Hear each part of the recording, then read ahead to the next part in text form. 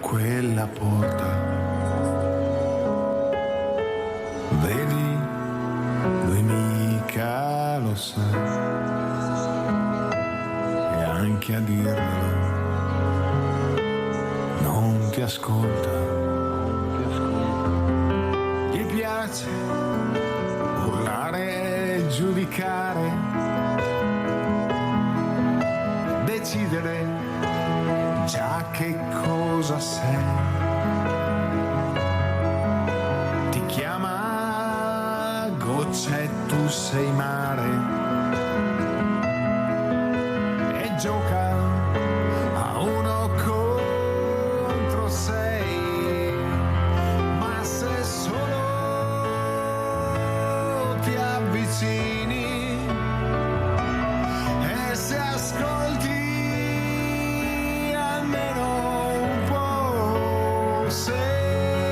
sentirai che qui c'è un cuore ed è tutto quello che ho. Non è molto, forse niente, ma è una casa qui per te. Perché tutta quella gente,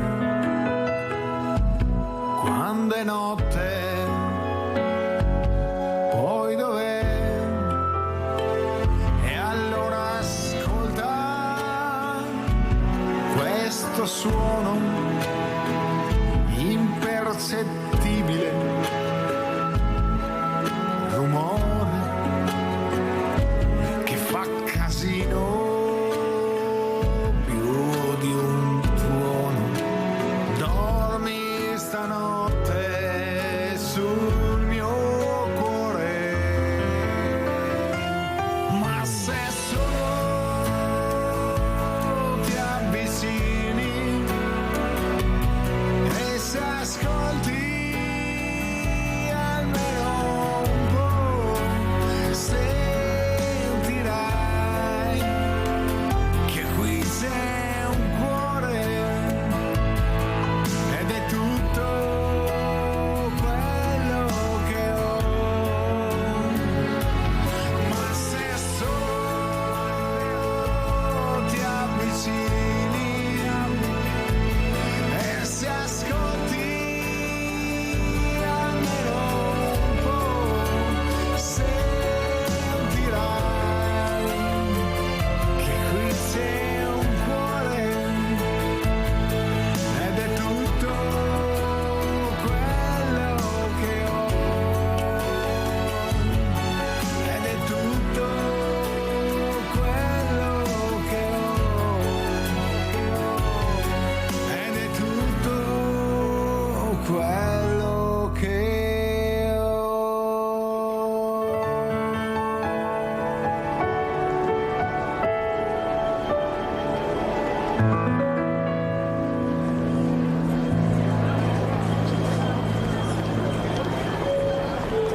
Attention please.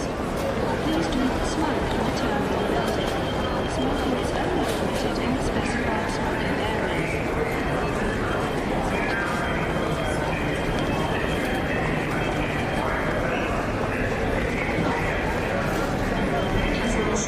Passagerare benvenuti al steg 6 till Estonia.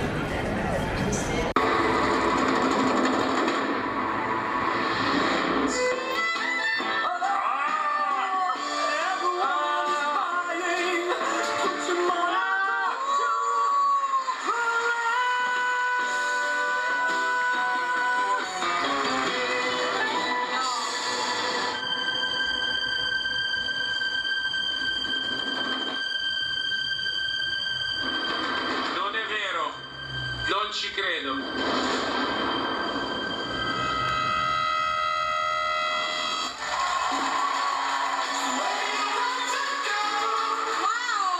Posso farti prima del voto una domanda? Certo. Riesci a entrare in spazi più piccoli di questi? Perché porci dei limiti? A questo punto voglio vedere dove riesci a entrare. Sì, per me sì. Anche per me sì. Anche per me sì. Per me è un sì. Grazie. 4 sì. Ed è con noi Valeria Macchione, questa artista fantastica, fenomenale. Dopo aver sentito queste parole bellissime della canzone di Pablo Perissinotto e soprattutto questo video bellissimo con queste immagini veramente che fanno sognare, sperare che il mondo si avvicini sia nel cuore delle persone, ma anche con questi sport molto importanti. Guardate cosa riesce a fare Valeria. Allora Valeria, quando è iniziata questa passione? Dove nasce la passione? Perché qui allenamento, anche se io sono convinta che è una dote innata, c'è nel DNA qualcosa. Prego Valeria e grazie di essere qui questa mattina. Grazie Mirella per avermi invitata innanzitutto e buongiorno a tutti i telespettatori. Allora, che dire, ha ragione, in realtà c'è una parte di predisposizione naturale, qualcosa c'è, però c'è tantissimo allenamento. Senza allenamento il talento sfiorisce in breve, quindi sicuramente l'allenamento, la costanza tutti i giorni è la maggior parte del risultato. Valeria, un'altra cosa importante. Sì, volevo chiederle Valeria, come mai questi giovani, così si dice, poi sentiamo anche dal suo importante osservatorio, si muovono poco, sono poco agili, c'è l'obesità che preoccupa molto, si fa fatica anche ad accedere a certe discipline, ma anche perché costano. Anche la scuola, a mio avviso, dovrebbe aiutare di più ad avvicinare questi ragazzi allo sport. Una volta nelle scuole si faceva molto più sport, adesso mi sembra, non so se vedo male io, oppure io non devo essere fortunato ad avere quella scuola, ma devo avere quello che mi aspetto di diritto, e penso che lo sport sia una cosa quasi quasi obbligatoria che si dovrebbe fare. Io penso attività motorie già all'asilo, ma con gente preparata, non che gli insegnanti facciano attività motorie, ci vogliono persone qualificate. Come vede lei la situazione dei nostri ragazzi e delle nostre ragazze, Valeria? Allora, sicuramente all'estero sono più avanti rispetto che a noi qui in Italia, perché lo sport è molto, soprattutto anche in America, è molto valorizzato e vengono date anche diverse borse di studio agli studenti per poter praticare degli sport. E qui in Italia siamo sempre un passetto indietro rispetto agli altri, però io penso che i giovani siano tanto vittima anche di questo online, di questo internet, e tendono a stare molto in casa e molto, molto chiusi a guardare magari il telefono e il computer invece di fare attività all'aria aperta, perché penso che la cosa più importante sia comunque uscire, stare fuori, ricevere i raggi solari e fare attività fisica così all'esterno delle mura domestiche, mentre c'è molto la tendenza a fare attività sedute o comunque che vedono l'impiego del computer o del telefonino. E questo poi alla fine è un problema che si riflette anche sulla postura fin da bambini. Ci sono bambini, ragazzini che hanno già protrusioni o piccole ernie, e questo non è assolutamente sano. E l'alimentazione magari non è neanche corretta, perché è più comodo, è più veloce mangiare cibi confezionati già pronti, che però contengono molti conservanti, sono molto salati e quindi tendono a far ingrassare, e questo determina alla fine un'obesità maggiore anche tra i giovani.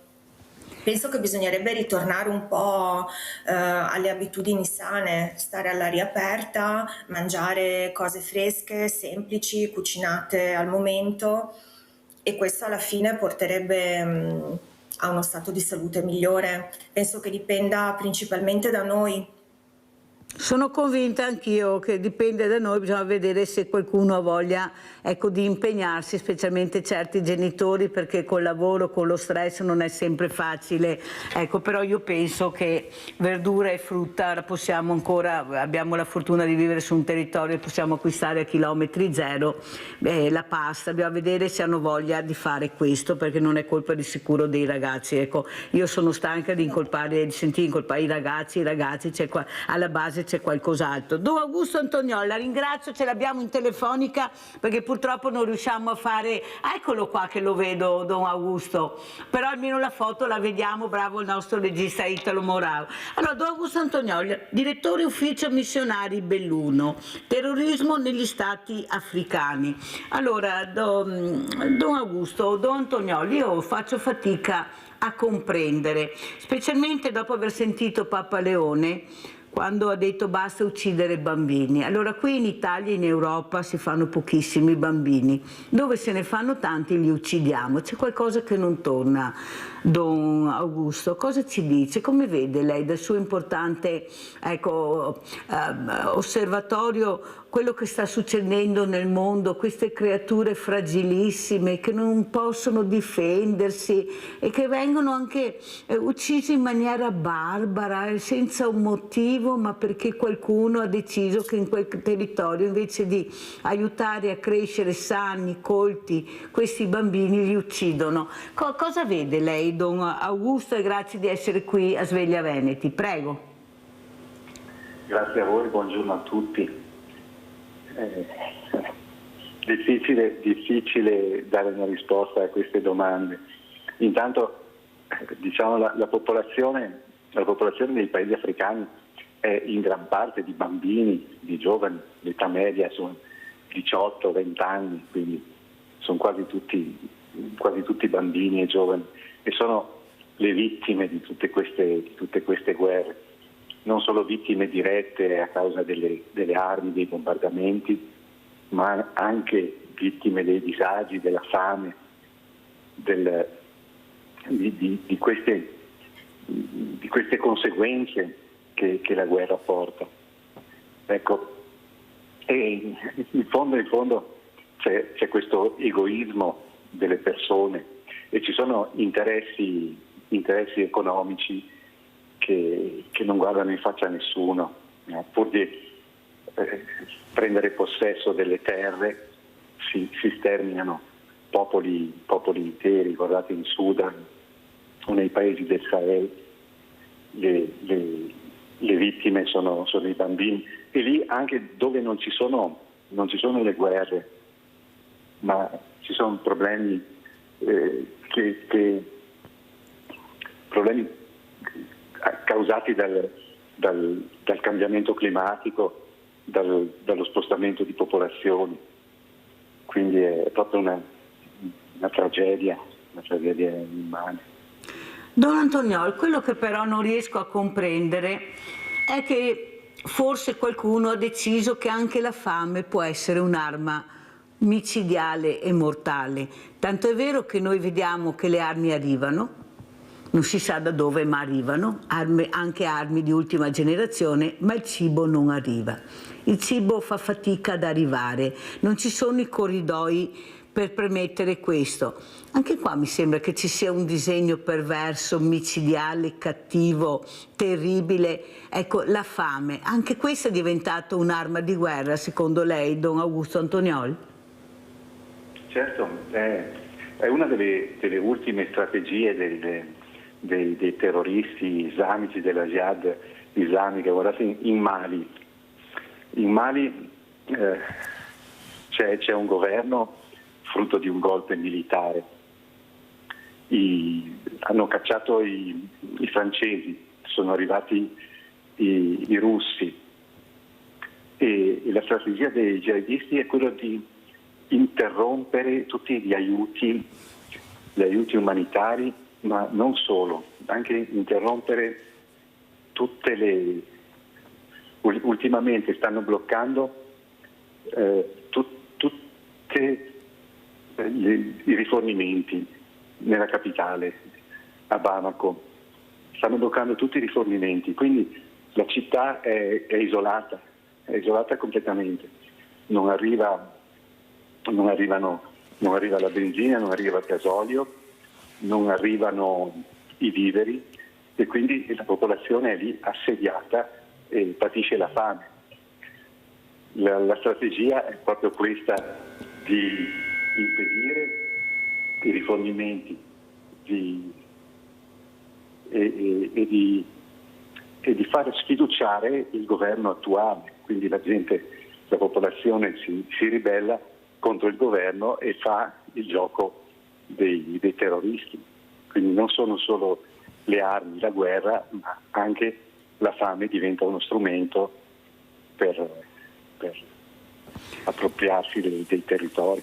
No, Augusto, ma non le sembra che forse anche noi, anche la Chiesa italiana, sentendo le parole di Papa Leone, che sta proseguendo il percorso di Papa Francesco, almeno quello che si nota, tanti fedeli che lo vanno a ascoltare, perciò c'è qualcosa che si sta muovendo, la gente non si sposta a caso, queste circostanze non è strumentalizzata, ci crede, alla speranza. Non pensa che forse anche per quanto riguarda l'accoglienza, ecco, la Chiesa italiana in generale dovrebbe accogliere di più, visto che abbiamo a disposizione tante strutture, sto parlando, ecco, tutte quelle case per frati, per suore, per preti, visto che ne abbiamo pochissimo chiuse. Qui a Treviso fortunatamente, grazie a Don Kirchner, è riuscito a farsi dare le chiavi di un'abitazione vicino alla chiesa degli Oblati e mette le persone che dormono per strada e senza tetto. Non pensa che forse si dovrebbe aiutare di più, visto che abbiamo la possibilità di mettere queste povere persone? Sarà che io difendo gli ultimi, tanti non mi sopportano per questo, Don Augusto, perché difendo gli ultimi, sono in prima fila, ma lo continuerò a fare indipendentemente a chi piaccia, a chi non piaccia, perché li vedo molto disperati, molto isolati e forse c'è anche poca attenzione. Non pensa che forse anche aprendo queste strutture, che devo dire la verità, in Italia ne abbiamo anche tante, ecco, forse riusciremo a fare accoglienza, magari aiutati dal mondo delle associazioni, Don Augusto. Ecco, non è che li lasciamo allo sbaraglio e buttiamo là, no, perché abbiamo tantissime associazioni di volontariato e per capire anche come muoversi. Cosa ne pensa Don Augusto Antonioli? Sono perfettamente d'accordo con lei. Abbiamo tante strutture, a volte la legislazione, la burocrazia ci impedisce di farlo, però vedo che tanta gente, tanti sacerdoti lo fanno superando queste barriere, ecco. Ospitando magari a casa loro. Lo dico perché l'ho fatto anch'io. Lo so. Ho ospitato degli africani in casa mia. All'inizio era una cosa illegale, diciamo, ma poi siamo riusciti a superare il problema. Certo che non è così semplice a causa dei problemi burocratici e a volte anche da parte dei sacerdoti della paura. Quando non si conoscono, quando non si conosce il problema, non si conoscono queste persone, la loro cultura, non si sa perché scappano, ecco, si ha un po' paura. E sono cose da superare. E le soddisfazioni dopo ci sono. Le persone che avevo ospitato io quando ero parroco a Longarone poi si sono inseriti completamente, hanno trovato un lavoro e hanno potuto anche affittarsi un appartamento, una casa per abitare, venuti come irregolari, clandestini, diciamo, poi si sono inseriti completamente, per dire, venivano anche a messa da me pur essendo musulmani, senza convertirsi al cristianesimo, ma accogliendo e accettando la nostra religione, la nostra cultura e convivendo pacificamente con noi e dando anche lavorando per noi, pagando le nostre tasse. Vede, Don Augusto, io penso, lei ha detto una cosa importante, Don Augusto, ha detto se si vuole si riesce a superare. Ecco, e qua è il punto, perché quando non si vuole, Don Augusto, vedo che mettono davanti la burocrazia. Così mi succede anche nelle scuole. Quando ho un dirigente che porta il progetto, sempre per migliorare la qualità della vita delle persone, che è interessante per lui e che ci crede, la burocrazia viene sorpassata, si riesce a fare. Quando il dirigente non ha voglia di fare perché lo impegna troppo, la prima cosa che ti mette davanti è la burocrazia. Oppure dice lasci il progetto, poi vedremo in futuro, poi non risponde nessuno. Non pensa se invece si riesce a fare massa critica con le associazioni di volontariato, ma nel momento di agire, non di parlare, proprio di agire, forse riusciremo a superare questo. Perché come dice lei, io ho visto anche Don Kirshner, poveretto, quanto ha dovuto superare certi ostacoli dalle persone che abitavano vicino perché non volevano queste persone, perché per loro erano tutti delinquenti che creavano problemi. Poi un po' alla volta lui è riuscito a far capire che forse dovevano, quando uscivano di casa, non tutti, ma quelle persone così cieche e sorde, forse dovevano guardare queste persone con altri occhi, ecco, con un altro modo di comportarsi. E ci è riuscito, allora, e ha superato la burocrazia, come dice lei, una fatica immane, perché lo sentivo proprio l'altro giorno, la fatica di avere questi chiavi avanti e indietro, però ci è riuscito perché ci credeva. Ecco, forse unendo le forze riusciremo a fare questo. Cosa ne pensa Don Antonioli? Certo, ci vuole coraggio, quel coraggio evangelico, diciamo, quel coraggio di Gesù, anche lui. Non c'era la burocrazia che c'è oggi, però aveva tanti che remavano contro, aveva tutta una cultura, una religione, un modo di pensare, eppure ha fatto, vabbè, è stato messo in croce, però ci è riuscito e guarda, ancora oggi ci sta dicendo che è possibile. Io ci credo, sa Don Antonioli, e ci credo anche e soprattutto da parte dei giovani. I giovani sono molto più aperti. Guardi Don Antonioli, anzi mi piacerebbe portare a Belluno, l'ho chiamata anche per questo, perché venerdì sera sono stata a San Donà di Piave, dove hanno fatto un musical, fatto tutto di ragazzi, ispirato alle parole di Papa Francesco, una cosa straordinaria. Guardi Don Antonioli, una cosa da brivido, dalla bellezza, proprio sul messaggio di Papa Francesco, sul libro che ha scritto Papa Francesco, sulle parole. E ho visto questi giovani motivati, bravissimi, qua lo dico anche alla nostra Valeria Macchione, perché c'erano anche dei contorsionisti, una ragazza bravissima. Ecco, forse riuscire a portare anche questi spettacoli, magari per raccogliere fondi che a lei magari sarebbero molto utili per cercare di portare questi aiuti alle persone bisognose, non sarebbe male. Perché vede Don Antonioli, noi abbiamo bisogno di intrigare i giovani. E come facciamo per intrigarli, per fargli capire l'importanza della loro presenza? Magari anche con questi spettacoli, con questi musical, loro amano la musica. Cosa ne pensi Valeria Macchione? Perché io ho visto, guardate che erano quasi un centinaio di ragazzi che ballavano, che cantavano, hanno fatto un'esibizione proprio sulle parole di Papa Francesco. Prego Valeria Macchione. Penso che sia una cosa bellissima coinvolgere i giovani attraverso le discipline artistiche, attraverso lo sport, ma anche attraverso la danza, il ballo, la musica, il canto. È sempre coinvolgente, entusiasmante sia per i ragazzi che partecipano a queste cose, anche per chi guarda, per chi può essere ispirato, per altre persone che possono vedere la bellezza, l'espressione artistica e a loro volta ricevere un messaggio positivo ed essere ispirati a fare altrettanto. Penso che sia utilissimo e andrebbe incoraggiato questo tipo di attività con i giovani. È bello che abbiano creato uno spettacolo, adesso io non so di che cosa si tratti esattamente, però da come me lo ha descritto, basato sulle parole del Papa, sicuramente deve essere stato qualcosa di emozionante, che ha fatto riflettere sul senso della bellezza,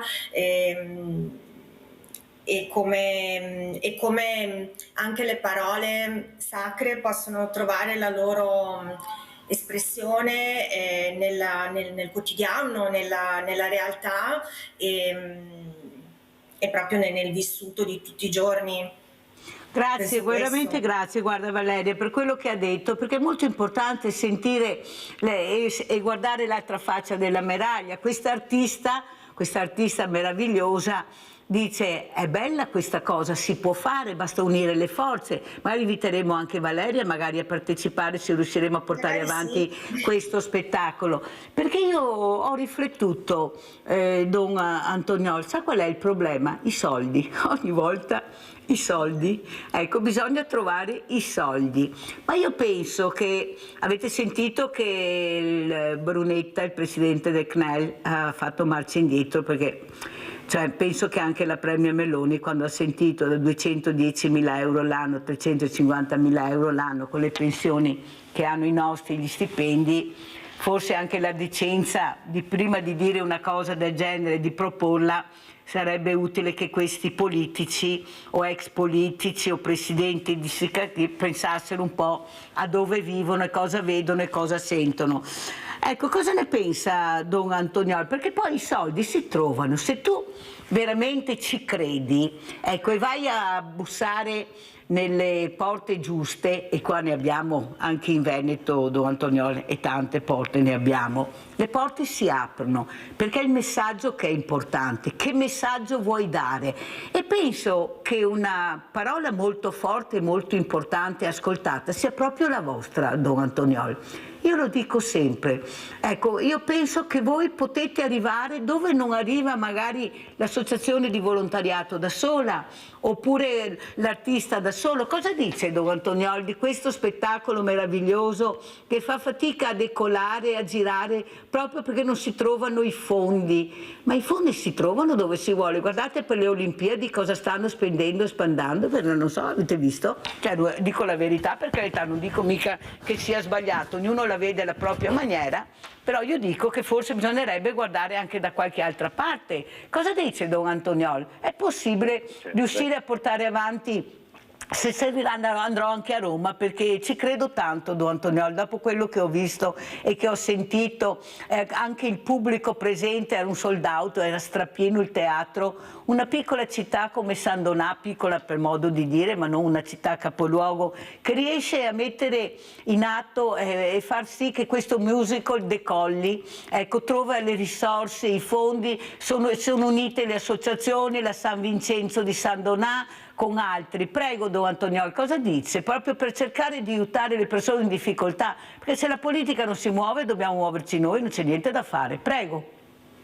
Certo, i giovani sono la nostra speranza, come ha detto, perché i giovani non tracciano i confini come siamo abituati a tracciarli noi, viaggiano non solo fisicamente ma anche tramite i mezzi di comunicazione, internet, e loro possono, bisognerebbe dare più spazio a loro, lasciare che vadano loro a bussare alle porte. No, non passi il cerino, Don Antoniol, loro non sono ascoltati, basta vedere come... Don Antoniol, ma non vede che non li ascoltano? Cioè, io sono convinta che voi avete ancora la parola importantissima, siete fondamentali, io penso questo, Don Antoniol. Sì, ognuno deve fare la sua parte, questo è vero, ma se c'è l'appoggio dei giovani, se c'è questo entusiasmo, questa voglia di vivere, di fare, di aprirsi agli altri, credo che sia importante, al di là si superano i problemi, come si diceva prima, si superava la burocrazia con coraggio. Insieme a loro possiamo... Sa Don Antoniol perché le ho detto questo? Perché ho sentito una persona che conosco molto bene, perciò non mi ha raccontato storie, che è stato rifiutato 50.000 euro di un affitto di un appartamento a Cortina per le Olimpiadi,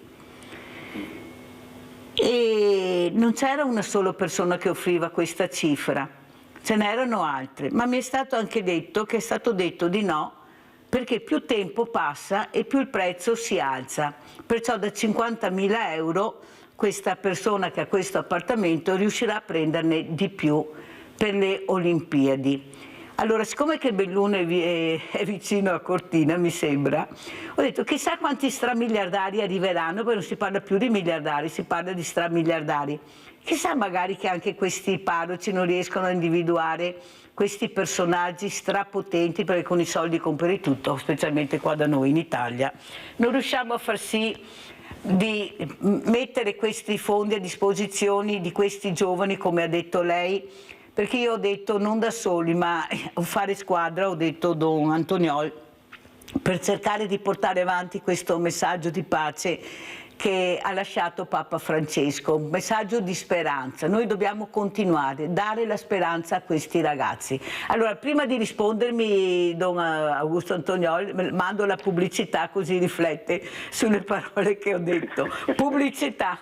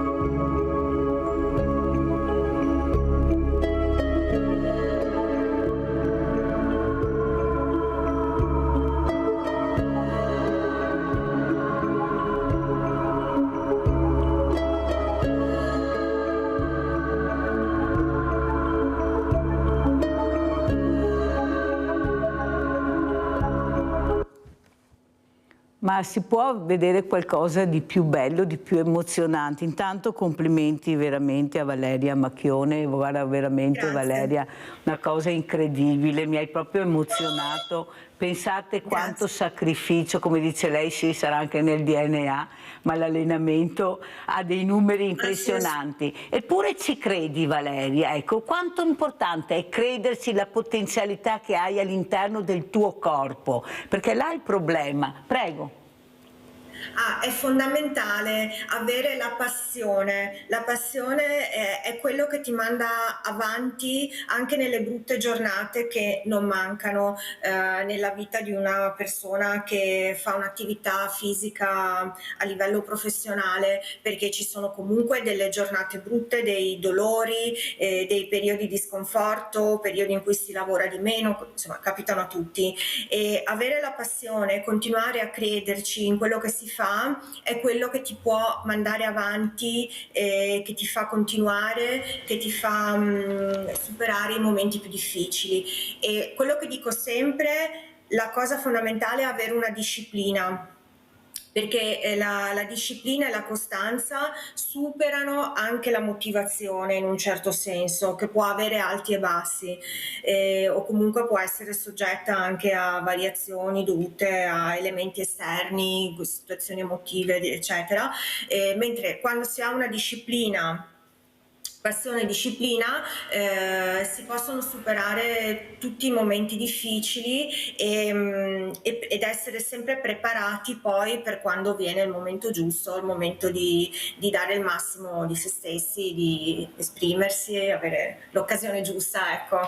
Che è quello che Facciamo tutti respirare aspettiamo. ancora un po' Don Augusto Antonioli con la risposta che dovrà dare a Mirella, e andiamo a vedere il prossimo video che ha mandato questa meravigliosa artista per far capire quanto vuol dire rispettare anche il proprio corpo, perché tu lo devi rispettare per fare quello che fa Valeria Macchione. Andiamo a vedere.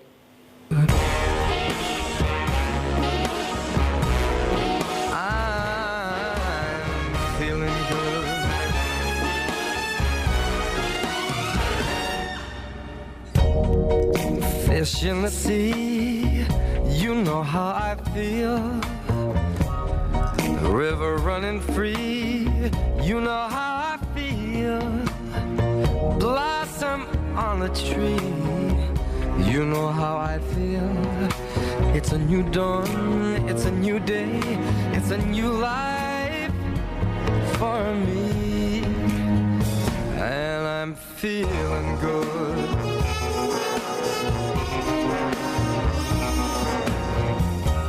Dragonfly out in the sun, you know what I mean, don't you know? Butterflies all having fun, you know what I mean. Sleep in peace when day is done, that's what I mean. And this whole world is a new world and a bold world for me.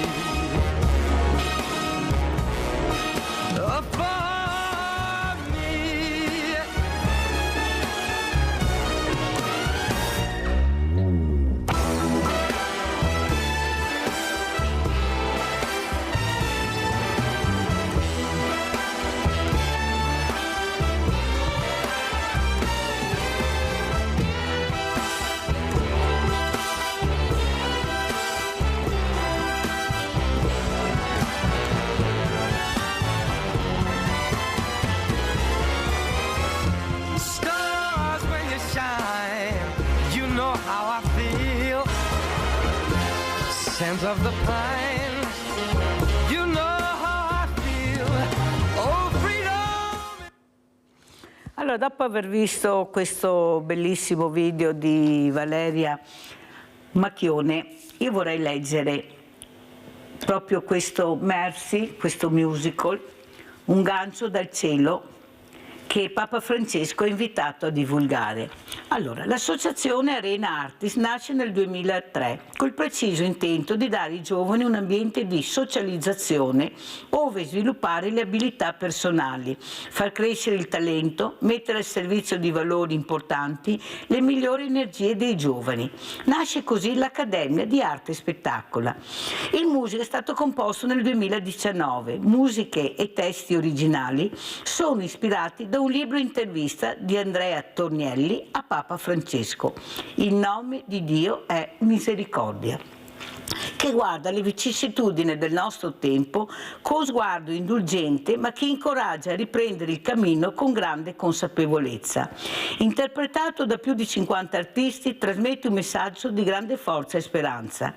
L'opera è stata inviata anche a Papa Francesco, che ha risposto con una sua lettera autografa, esortando a continuare con questa missione creativa, e Arena Artis ha fatto tesoro di questo suo conforto.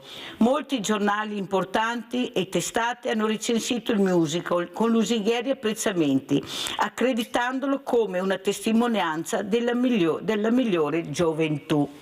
Perché ho letto questo, Don Augusto Antonioli?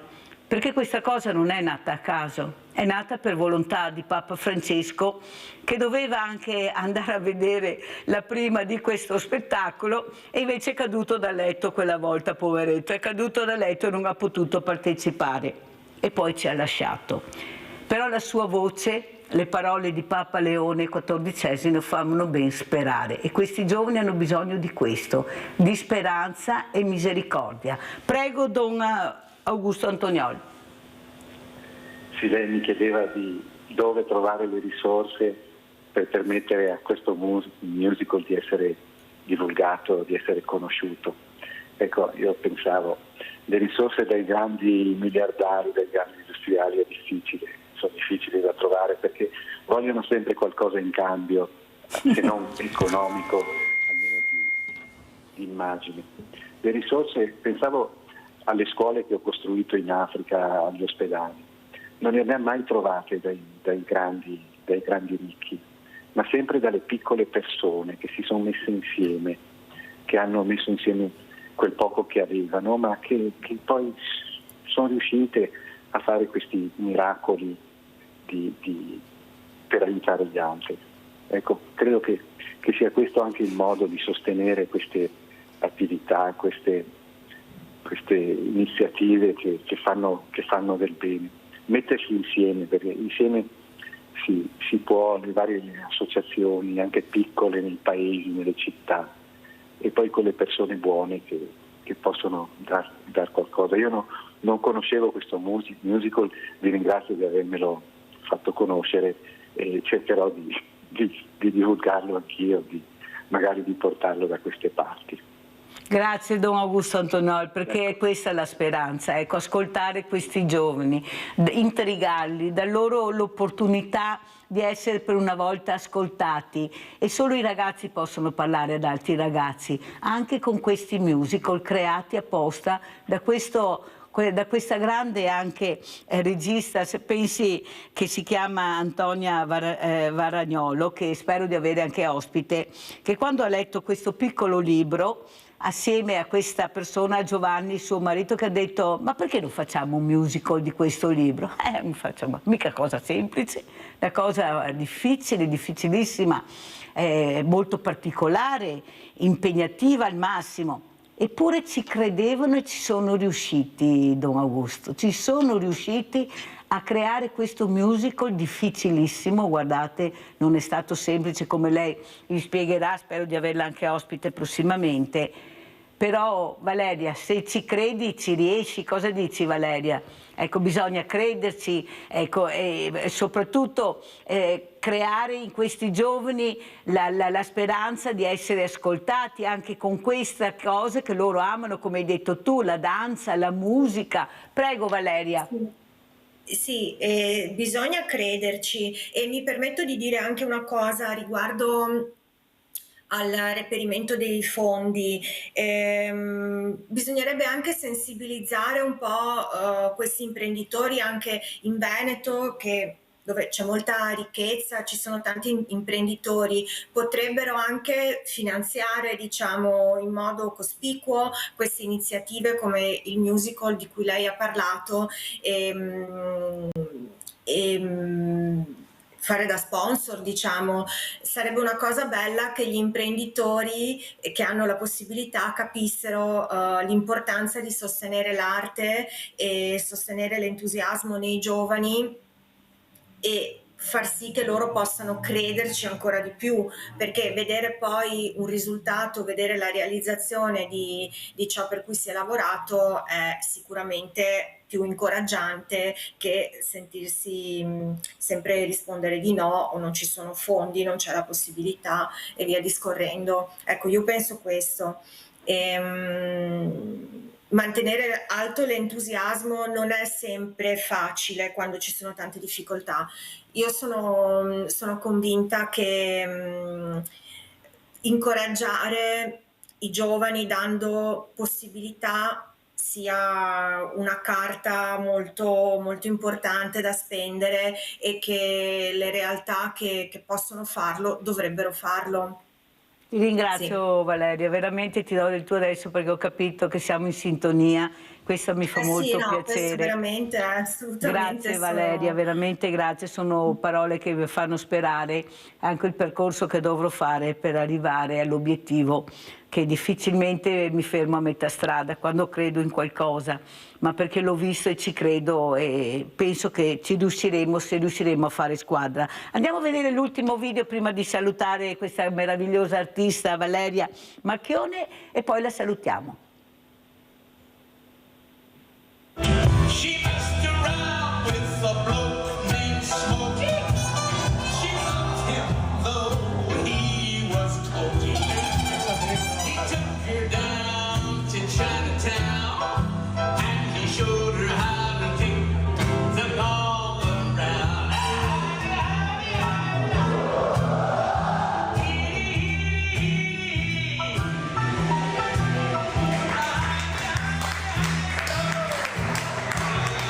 Carson had $1 million worth of nickels and dimes.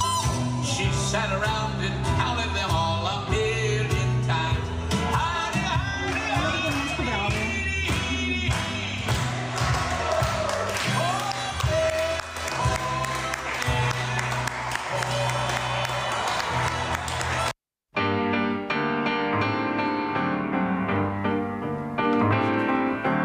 Via, via, vieni via di qui.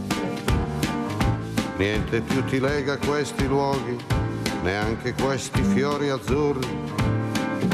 Via, via, neanche questo tempo grigio, pieno di musiche e di uomini che ti son piaciuti. It's wonderful, it's wonderful, it's wonderful. Good luck, my baby, it's wonderful, it's wonderful, it's wonderful. I dream of you, chips, chips. Do do do do do, chi boom, do do do do do, chi boom, boom, do do do do do. Via, via, vieni via con me. Entra in questo amore buio, non perderti per niente al mondo.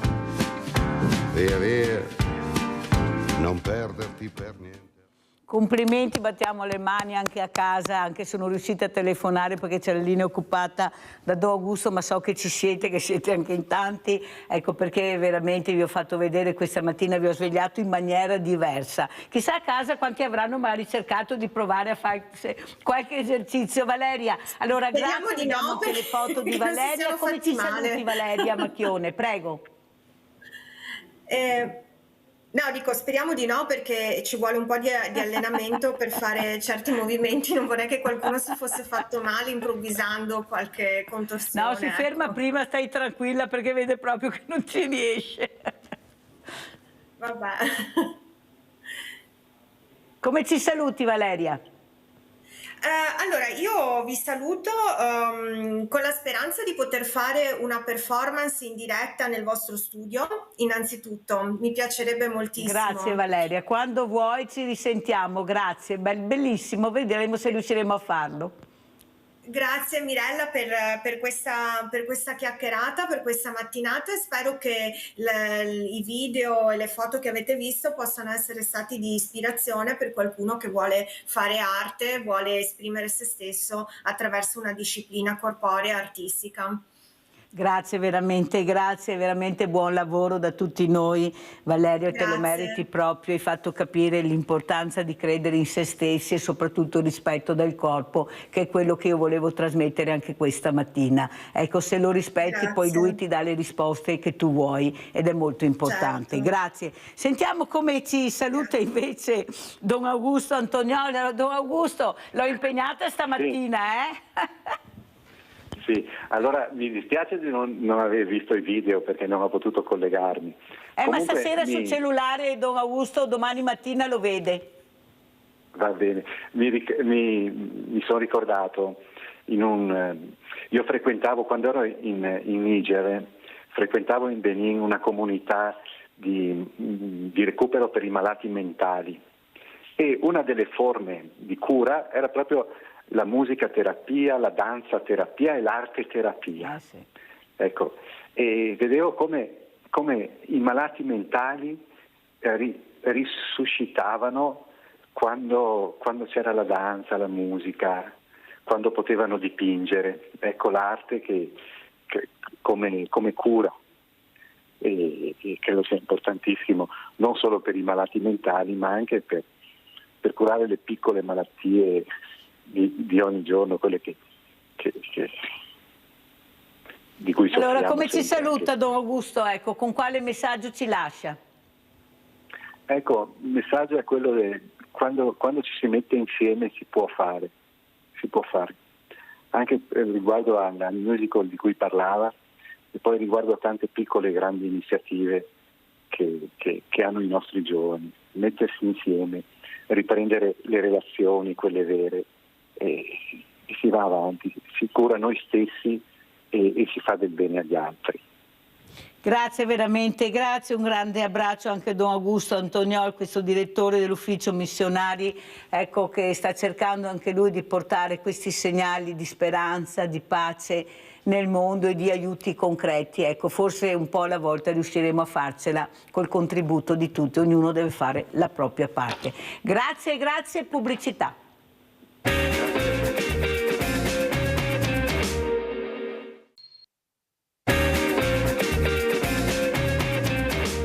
Allora io vi presento altri due graditissimi ospiti, abbiamo due persone in presenza questa volta, abbiamo l'avvocato Innocenzo D'Angelo che parlerà di magistratura, così riusciamo a capire qualcosa, perché ho letto un sondaggio, ho sentito un sondaggio che più del 60% degli italiani non sa cosa vuol dire la separazione delle carriere. No, siccome l'avevo detto tanto all'inizio anch'io e qualcuno mi ha detto no, non è vero, ecco questo è il sondaggio che hanno fatto per farvi capire. E saluto anche un'altra persona gradita che è il dottor Michele Canil, psicologo, perché abbiamo bisogno anche noi di capire cosa sta succedendo, specialmente i nostri giovani, ma anche i diversamente giovani, che mi sembra che sono due fragilità che vengono poco ascoltate. Allora partirei proprio da lei, avvocato D'Angelo. Cosa ci racconta? Separazione di carriere, sono in lite anche tra di loro nella magistratura, pensate noi a casa cosa riusciamo a capire, c'è chi è per il sì, chi è per il no, chi non capisce niente e fa bene.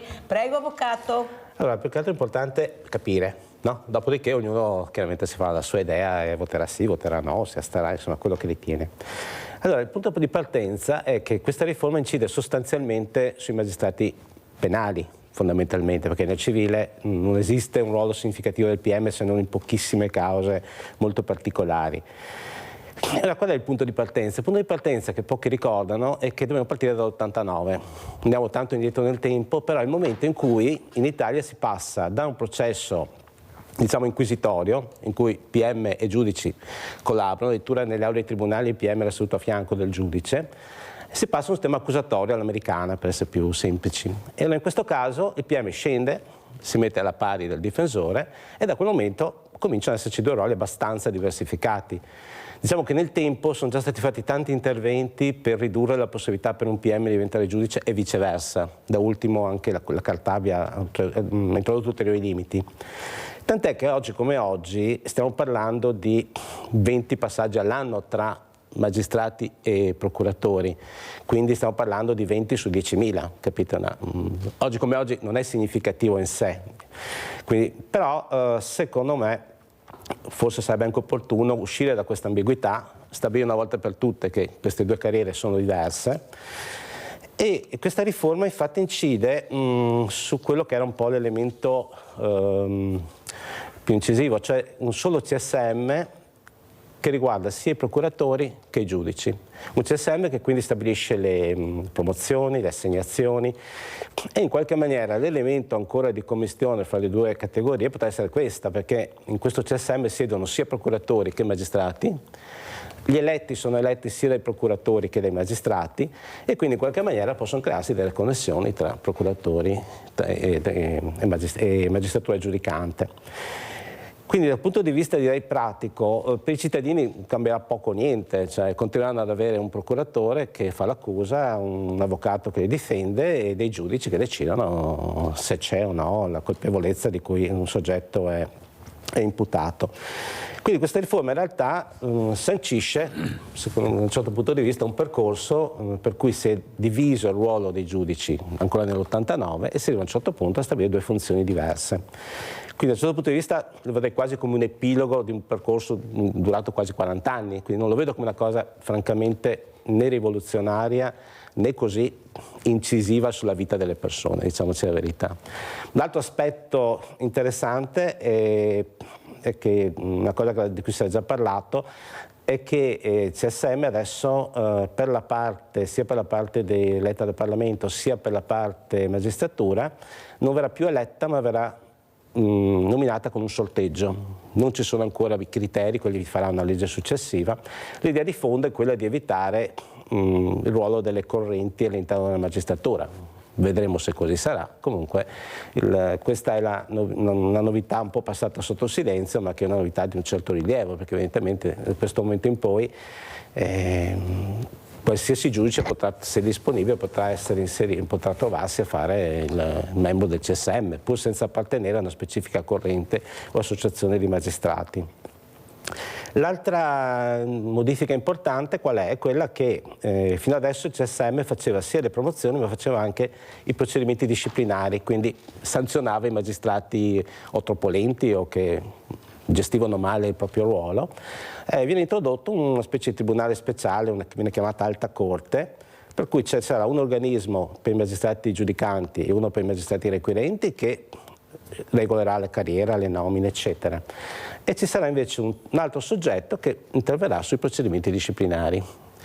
Anche questo può essere opportuno o anche no, rilevo soltanto che già da tanti anni negli ordini, tipo quello degli avvocati, ma anche architetti o altro, c'è stata la separazione tra il consiglio dell'ordine e un organo di disciplina che è separato. C'era già la separazione delle carriere. Diciamo, nelle professioni questo è stato introdotto. L'unico dato che vorrei dire, che forse secondo me è più importante della riforma, ho trovato un documento di dicembre 24, che secondo me è più importante di tutto.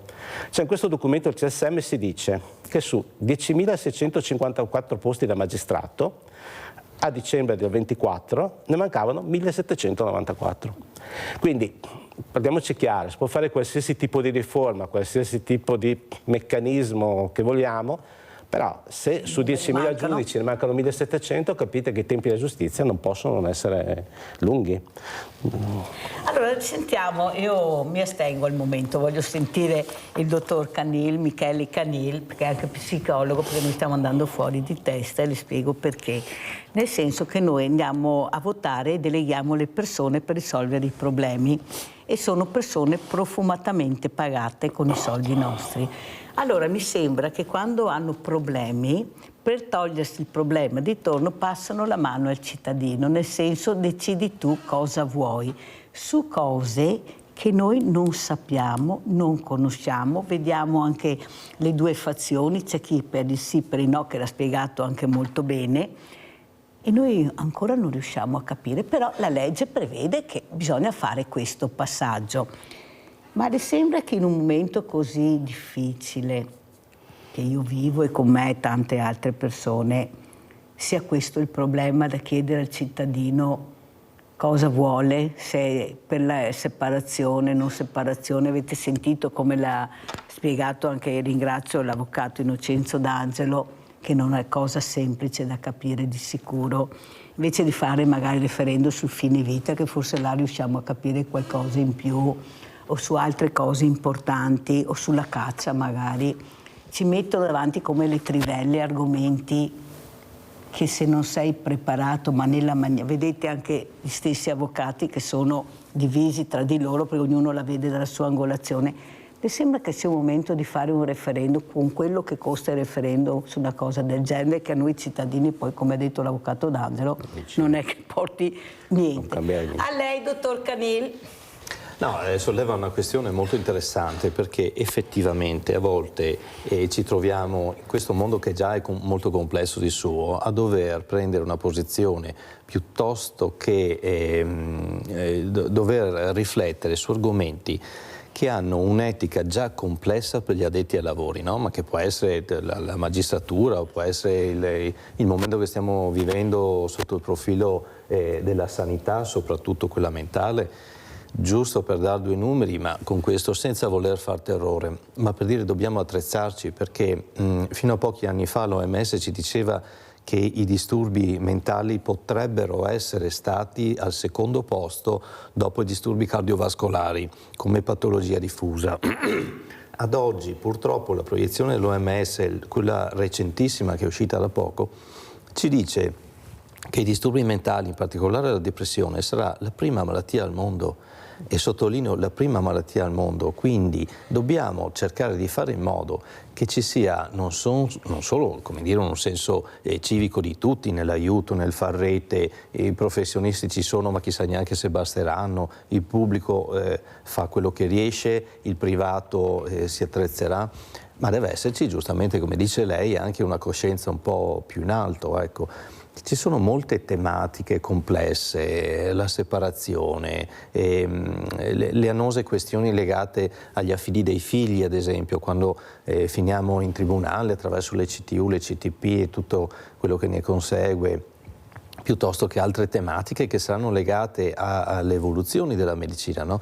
Perché per noi la medicina è sempre in evoluzione e raggiunge sempre dei traguardi che prima non avevamo la possibilità di concepire, no? Allora chissà un giorno con le cellule staminali, chissà un giorno con la conservazione, diciamo, biologica, con i dati, chissà cosa succederà, ma nel momento in cui diventa difficile a livello etico e umano anche, attenzione, per gli addetti ai lavori, chi lo sa, per tutti noi cittadini, quando siamo normalmente nel ruolo di cittadino, cosa facciamo? Andiamo a informarci, ma andiamo dove? Nella rete internet? Cadiamo bene su un articolo sensato, cadiamo male su un articolo poco magari scientifico o tendenzioso.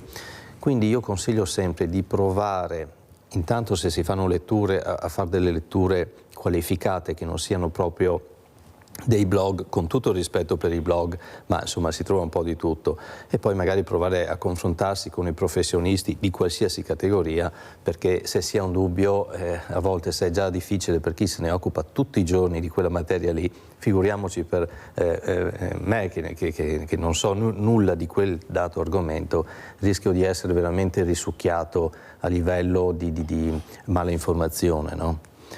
Abbiamo Adriano da Campalto. Ciao Adriano. Ciao, intanto buongiorno Mirella, va bene, e i tuoi compagni nel senso di avventura, ecco. Voglio dire una cosa, no? Io sono una persona che osservo molto, no? E mi dispiace tante volte essere diventato adulto, perché dovrei, io che sono adulto, che mi hanno insegnato fino da bambino di cercare di correggermi, di cercare di migliorare, io cerco di farlo, ma dopo mi trovo che ci sono persone che hanno studiato talmente tanto e non si sanno comportare realmente come loro vorrebbero né le altre persone, no? Quindi dico una cosa, no?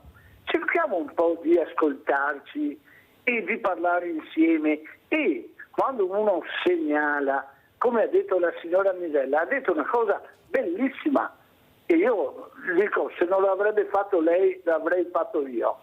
Dico, è vergognoso, perché se io sono diventato adulto ascoltando gli adulti, che cercavo di migliorarmi, ma ho visto che ci troviamo su una situazione che quelli che ci dovrebbero veramente tutelare non ci tutelano. Dopo voglio fare una provocazione, avvocato, ok?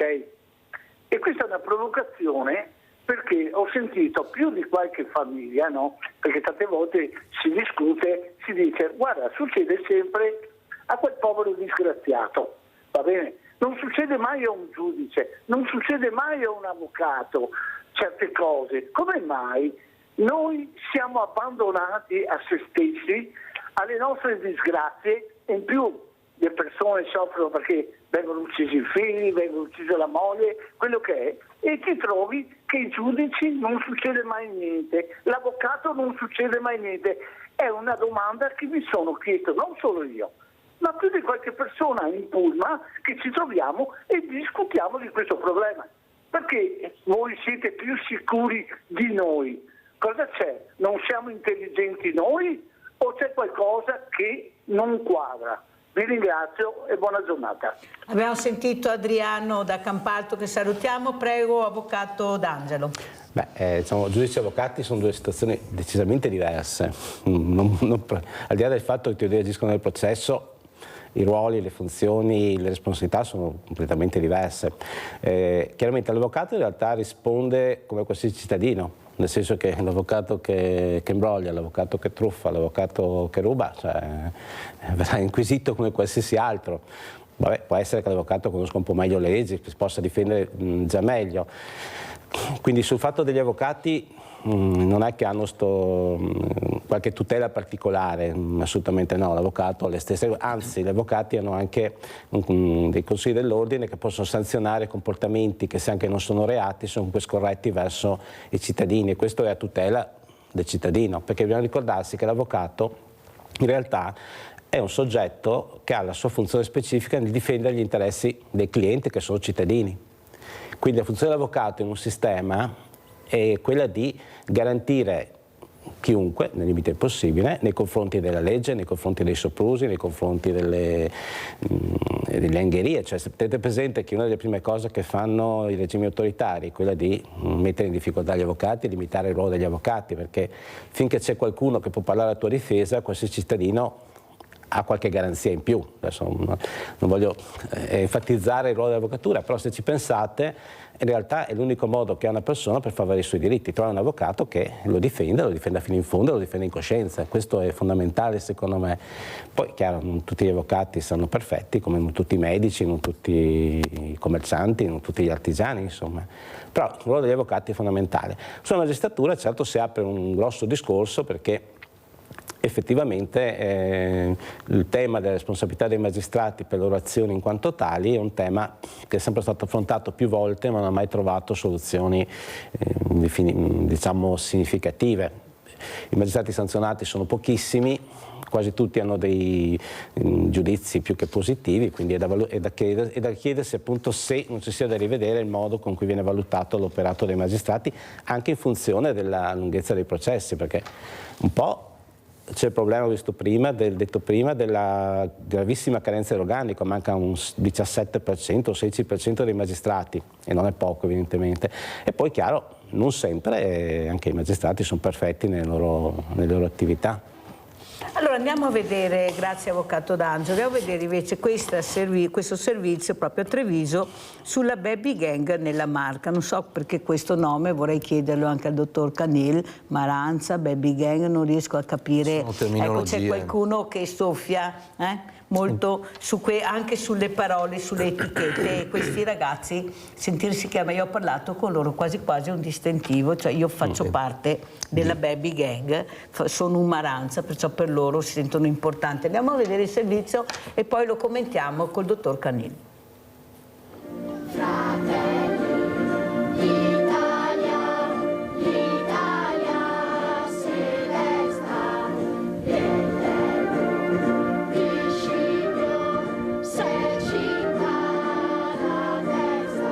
La soluzione è quella di potenziare le lezioni di educazione civica presso i nostri istituti scolastici. Questo è fondamentale, è un messaggio che mandiamo al Ministero.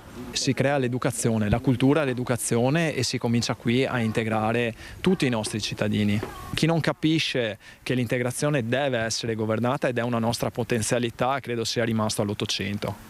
Potenziare l'educazione civica partendo dalla scuola primaria è una richiesta semplice ma precisa, quella che parte da Cessalto nel giorno in cui gli alunni delle classi quinte, accanto a penne nere, volontari di protezione civile, forze dell'ordine, hanno reso omaggio ai caduti della Prima Guerra Mondiale intonando non solo l'inno d'Italia ma anche i cori della tradizione alpina.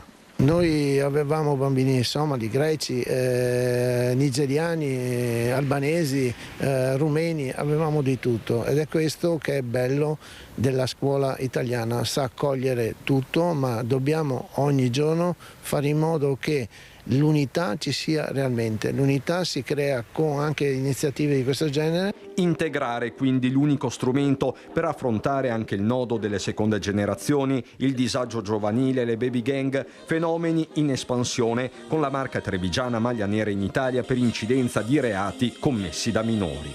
È gravissimo, soprattutto in provincia di Treviso, però dobbiamo combatterlo e dobbiamo trovare soluzioni. Nel piccolo noi abbiamo trovato la nostra soluzione. Scriverà al Ministro?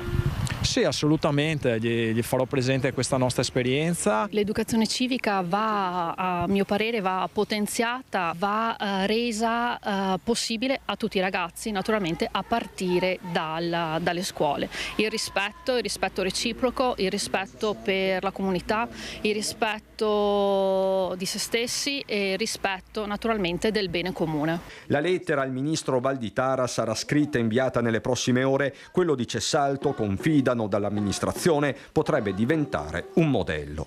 Dietro al ponte un cimitero, cimitero di noi soldati. Tabu, tabu, tabu, tabu, tabu, tabu. Allora, dottor Cannil, come commenta questo servizio, quello che abbiamo sentito dal sindaco di Cessalto, Crosato, che saluto, che non sa più da che parte girarsi tra incidenti stradali, questi ragazzini che ne fanno di tutti i colori, ma perché nessuno li ferma, non vogliono fermarli, questa è la mia impressione. Dottor Cannil, prego. Chissà, allora, intanto è sempre emozionante vedere un gruppo di bambini, come si diceva, che hanno un obiettivo, anche solo quello di fare un coro, no? Questa è cooperazione, questo è riprodurre il senso della famiglia, quindi il fare aggregazione, cosa che non è scontata al giorno d'oggi. Allora, ottima iniziativa, qua dovrebbe essere estesa probabilmente non al comune di Cessalto, ma probabilmente all'Occidente, non lo so, forse al pianeta. Ecco, purtroppo c'è un dato da dire, è un po' scomodo, no? Le persone piace giustamente dire è colpa di questo, è colpa di quello.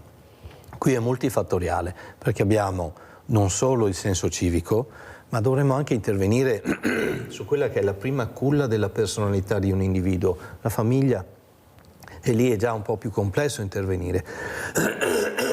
Scusate, perché ci può essere anche un grande lavoro esterno, ma deve esserci la cooperazione della famiglia, quindi i valori, quindi il seguire i figli in un certo modo, il comprendere che fasi stanno avendo, tutti i parametri che una volta non esistevano, no?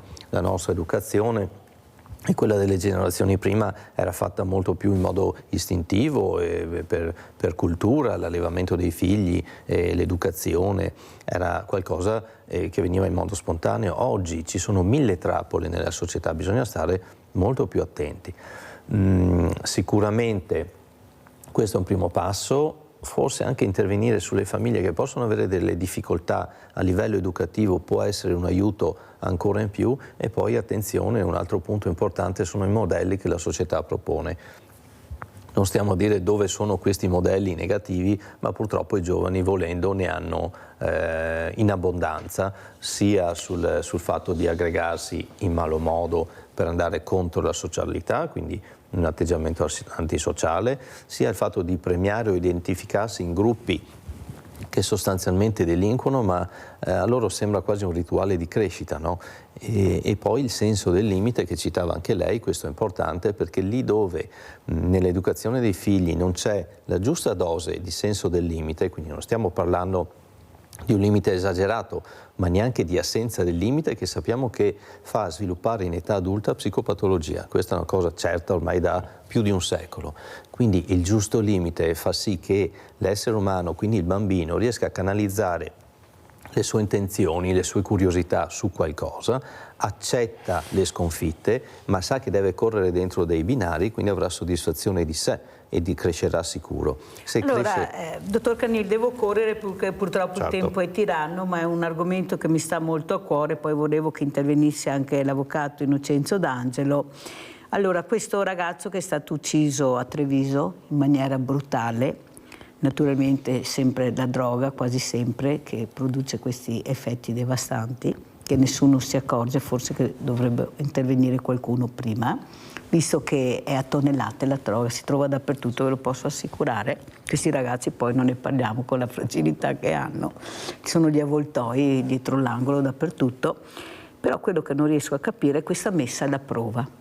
Molti, è come la separazione delle carriere, tanti favorevoli e tanti contrari. Lei invece che è un addetto ai lavori, questa messa alla prova, io so di cosa si tratta, dottore? Sì, quella scolastica intende. Sì, e anche la messa alla prova di quelli che veramente va sul penale, perché è penale.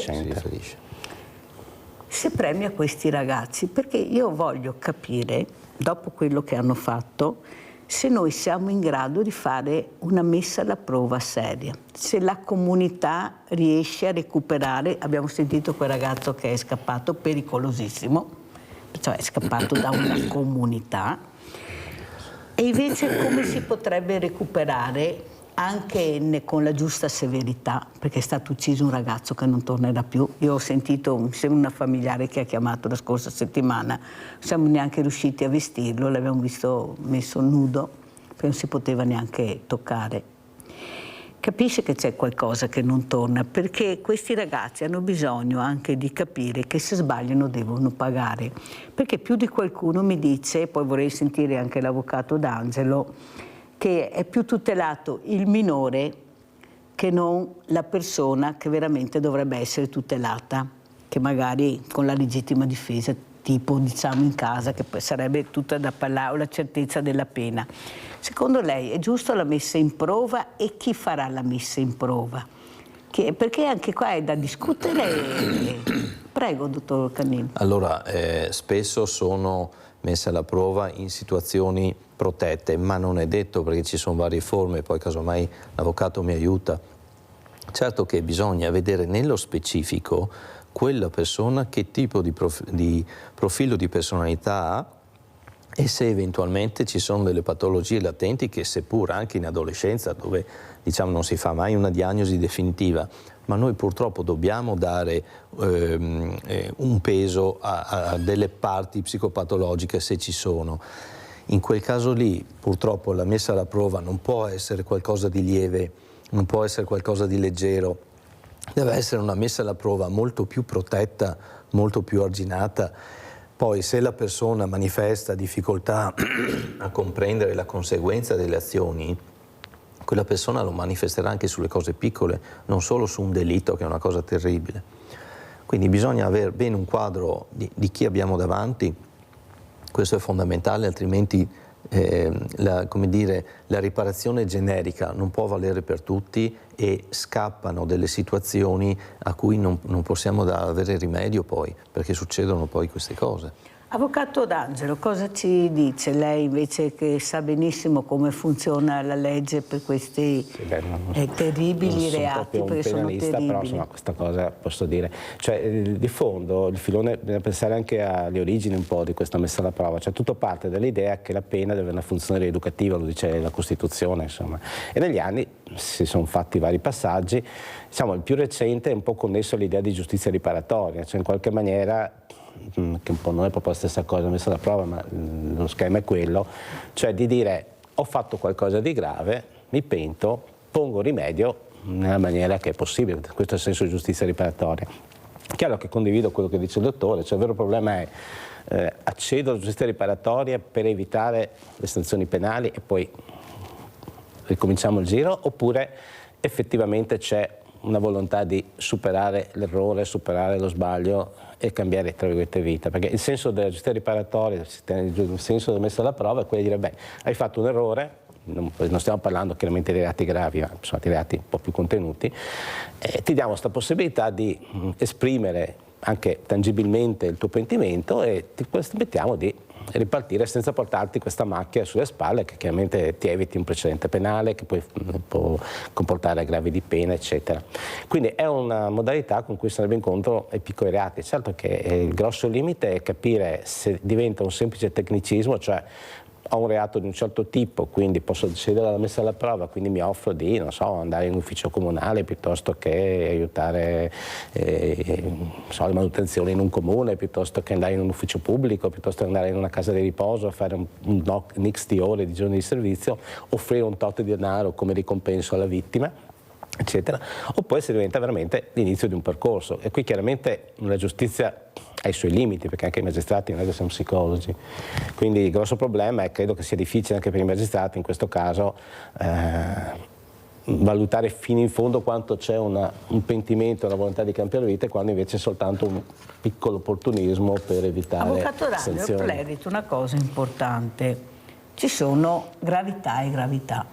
In base alla gravità io decido il percorso che devi fare, ma qui stiamo parlando di un ragazzo che è stato ucciso selvaggiamente. Qua non ci piove, qua non è che hai dato una sigaretta, che hai spacciato. Allora, questa messa alla prova, io le dico quello che sento naturalmente, perché a casa anche hanno diritto di capire. Cioè non è che sia troppo blanda per quello che hanno commesso questi ragazzi, ragazze, perché questo, come ripeto, questo ragazzo non tornerà più e questa mamma sta girando cercando sempre di trovare suo figlio. Già con un passato e un trascorso, io conosco la storia, terribile, doveva essere seguita ancora quando è andata via dal suo paese con questo piccolino, però tutti quanti o molti si sono girati da un'altra parte e poi è successo quello che è successo, perché lei è molto fragile, non c'è niente da fare.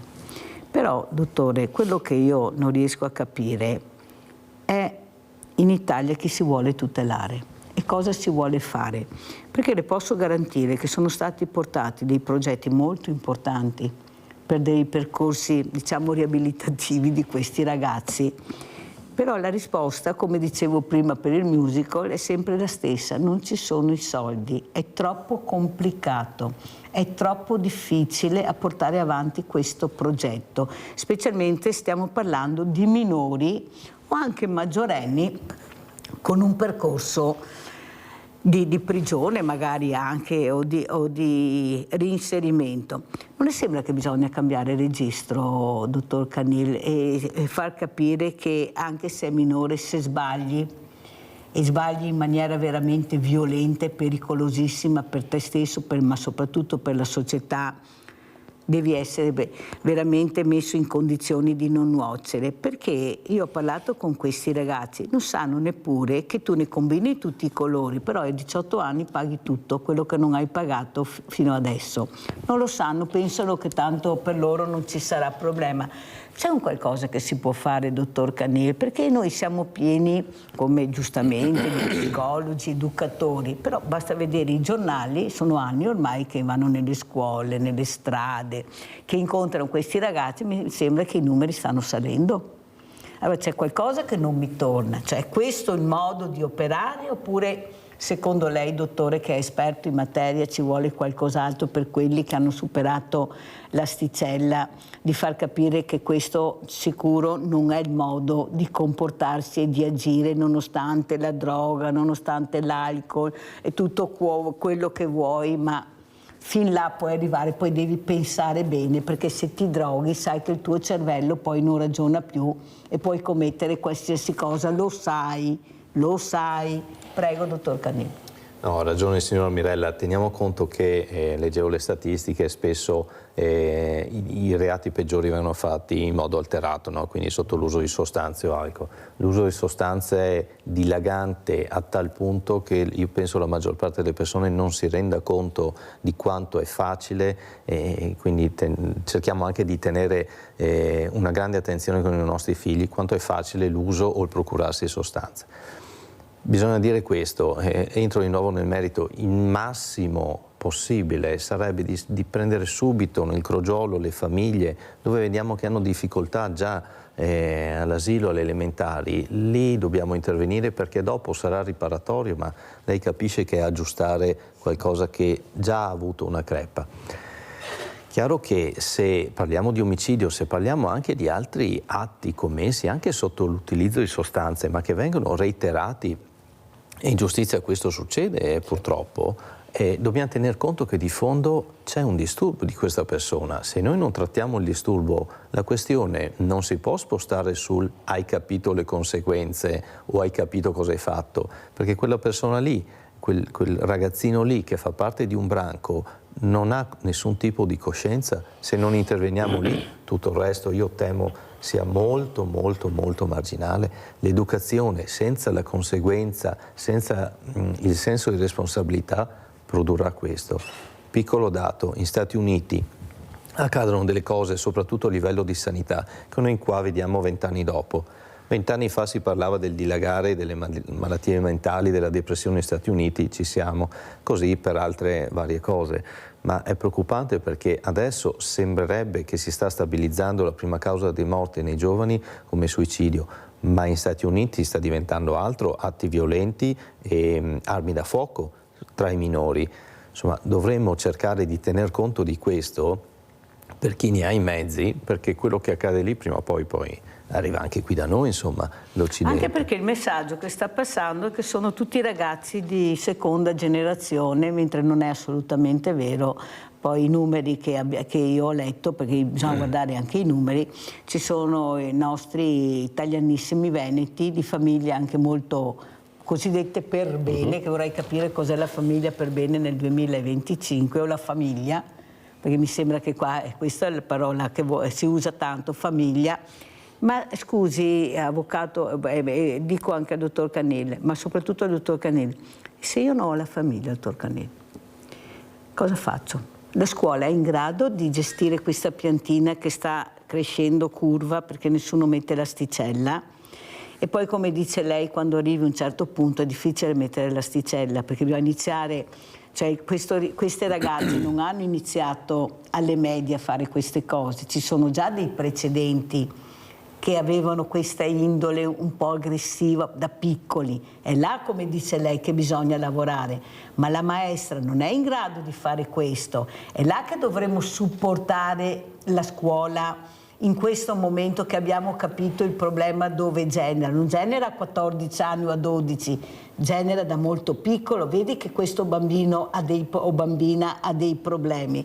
Dottore, poi sentiamo anche l'avvocato. Senz'altro, se noi potessimo dar più voce alle maestre d'asilo o delle scuole elementari, hanno già percepito tutto, hanno visto le dinamiche, probabilmente hanno sicuramente fatto anche interventi con la famiglia, ma che saranno andati per X% delle volte a vuoto.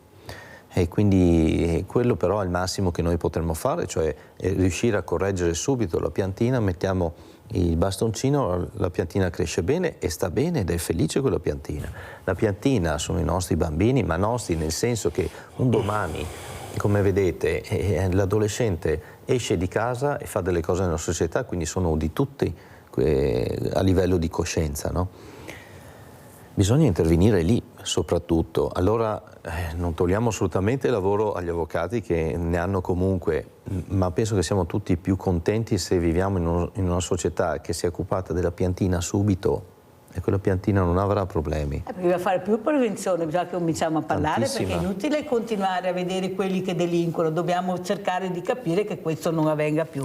Però, avvocato D'Angelo, quella voglio. Allora, non è che forse questa è messa alla prova, vogliamo chiamarle come vogliono, le comunità ci sono e vengono affidati questi ragazzi perché non abbiamo i carceri sufficienti da mettere queste persone, perché abbiamo anche il minorile che abbiamo sentito qui a Treviso, ecco, fra poco dicono che sarà spostato a Rovigo, mi sembra, però non abbiamo, cioè i carceri non li abbiamo, non abbiamo investito su quello che poteva essere anche una figura, una struttura molto importante. Tanto è vero che ho detto, invece di andare in Albania, forse sarebbe meglio aver creato qua qualcosa di importante, visto i numeri che avevamo. Oppure magari in Albania adesso portare queste persone, perché mi ricordo che mi ha detto che non è un carcere, allora invece messere a prova li portiamo in Albania, intanto li allontaniamo dal territorio, dottor Canì, così magari ecco, anche portarli via non sarebbe male, fare un bel giretto,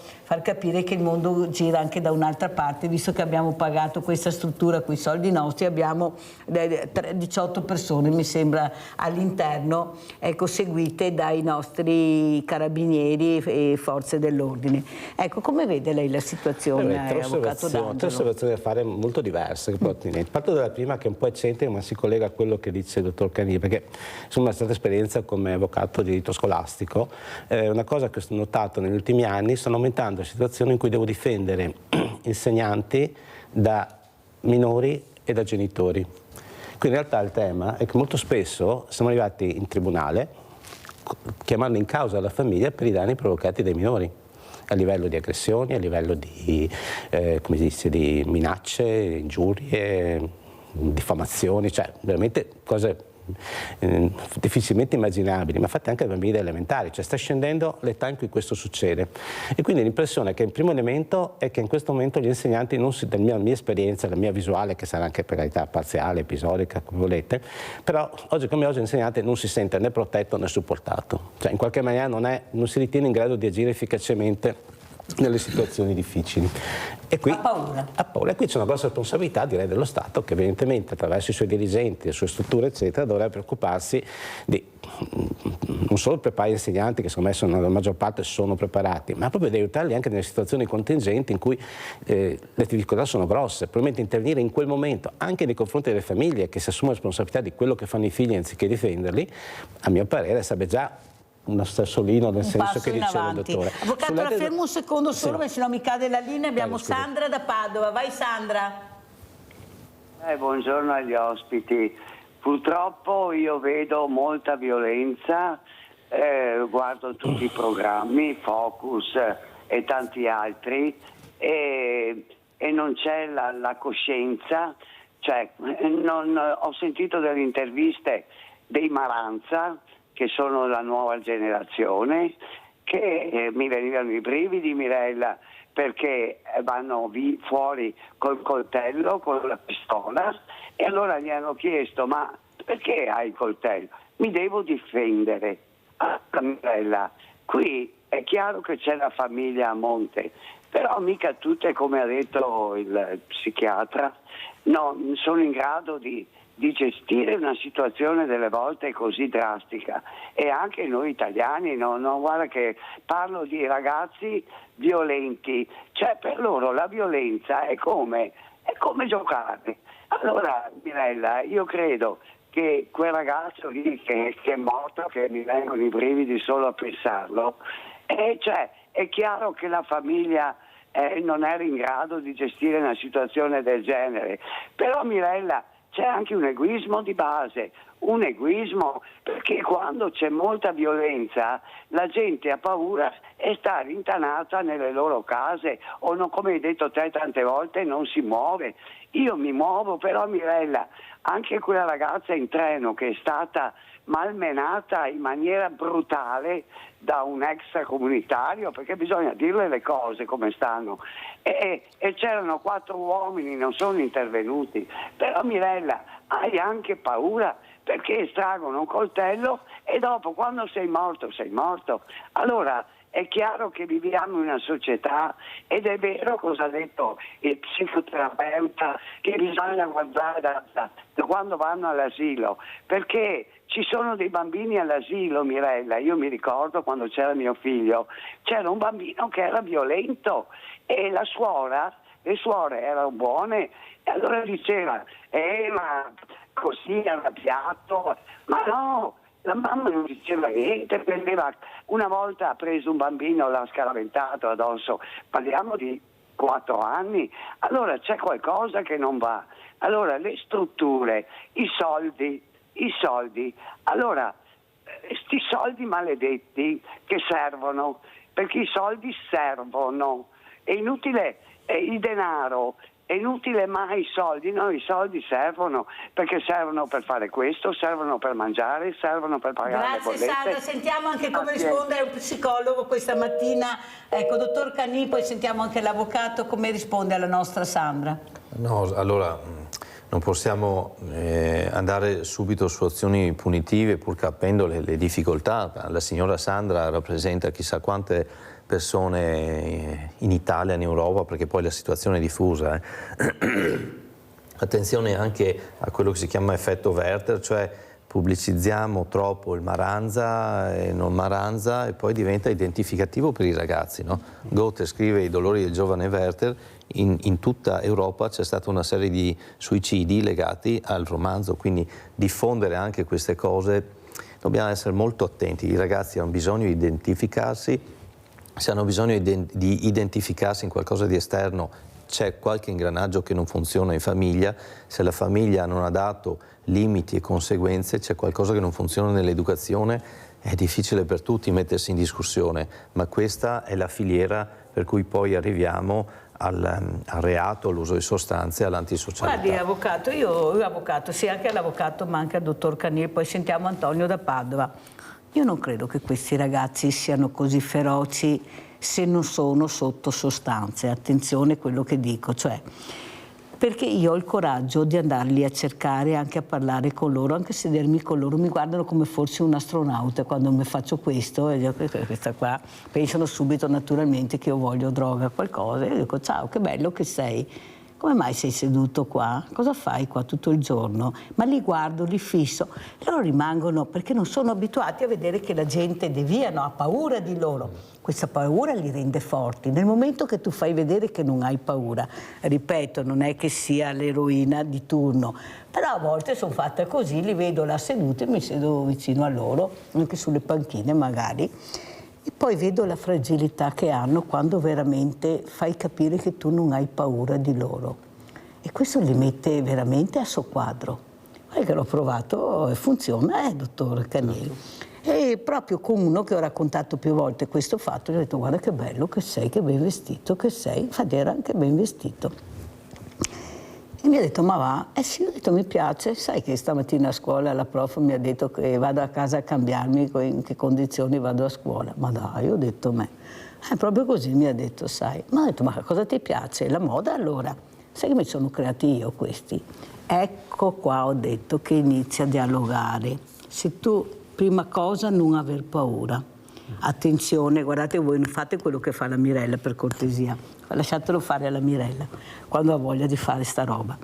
Perché poi se li prendi e capisci la sofferenza che c'è all'interno, che c'è magari anche questa creatività ma che nessuno si preoccupa, la prof che dice questo mi sembra sia una roba vergognosa, anche se lo pensava non avrebbe mai dovuto dirlo, tientelo per te. Questo ha messo KO il ragazzo, perché ha perso quella speranza magari, ecco, di riuscire a trovare un qualcosa che è dentro di lui che lo fa sperare in un futuro migliore. Capisci che basta poco per segarli? E questo è un insegnante, per carità, io non voglio dire che tutti gli insegnanti sono così, però riusciamo a capire che forse dobbiamo avvicinare più questi ragazzi con le figure giuste, con le persone giuste, capire chi sono, ma agire nella maniera che vogliono loro, capire chi sono, cosa vogliono. Antonio da Padova, poi sentiamo l'avvocato.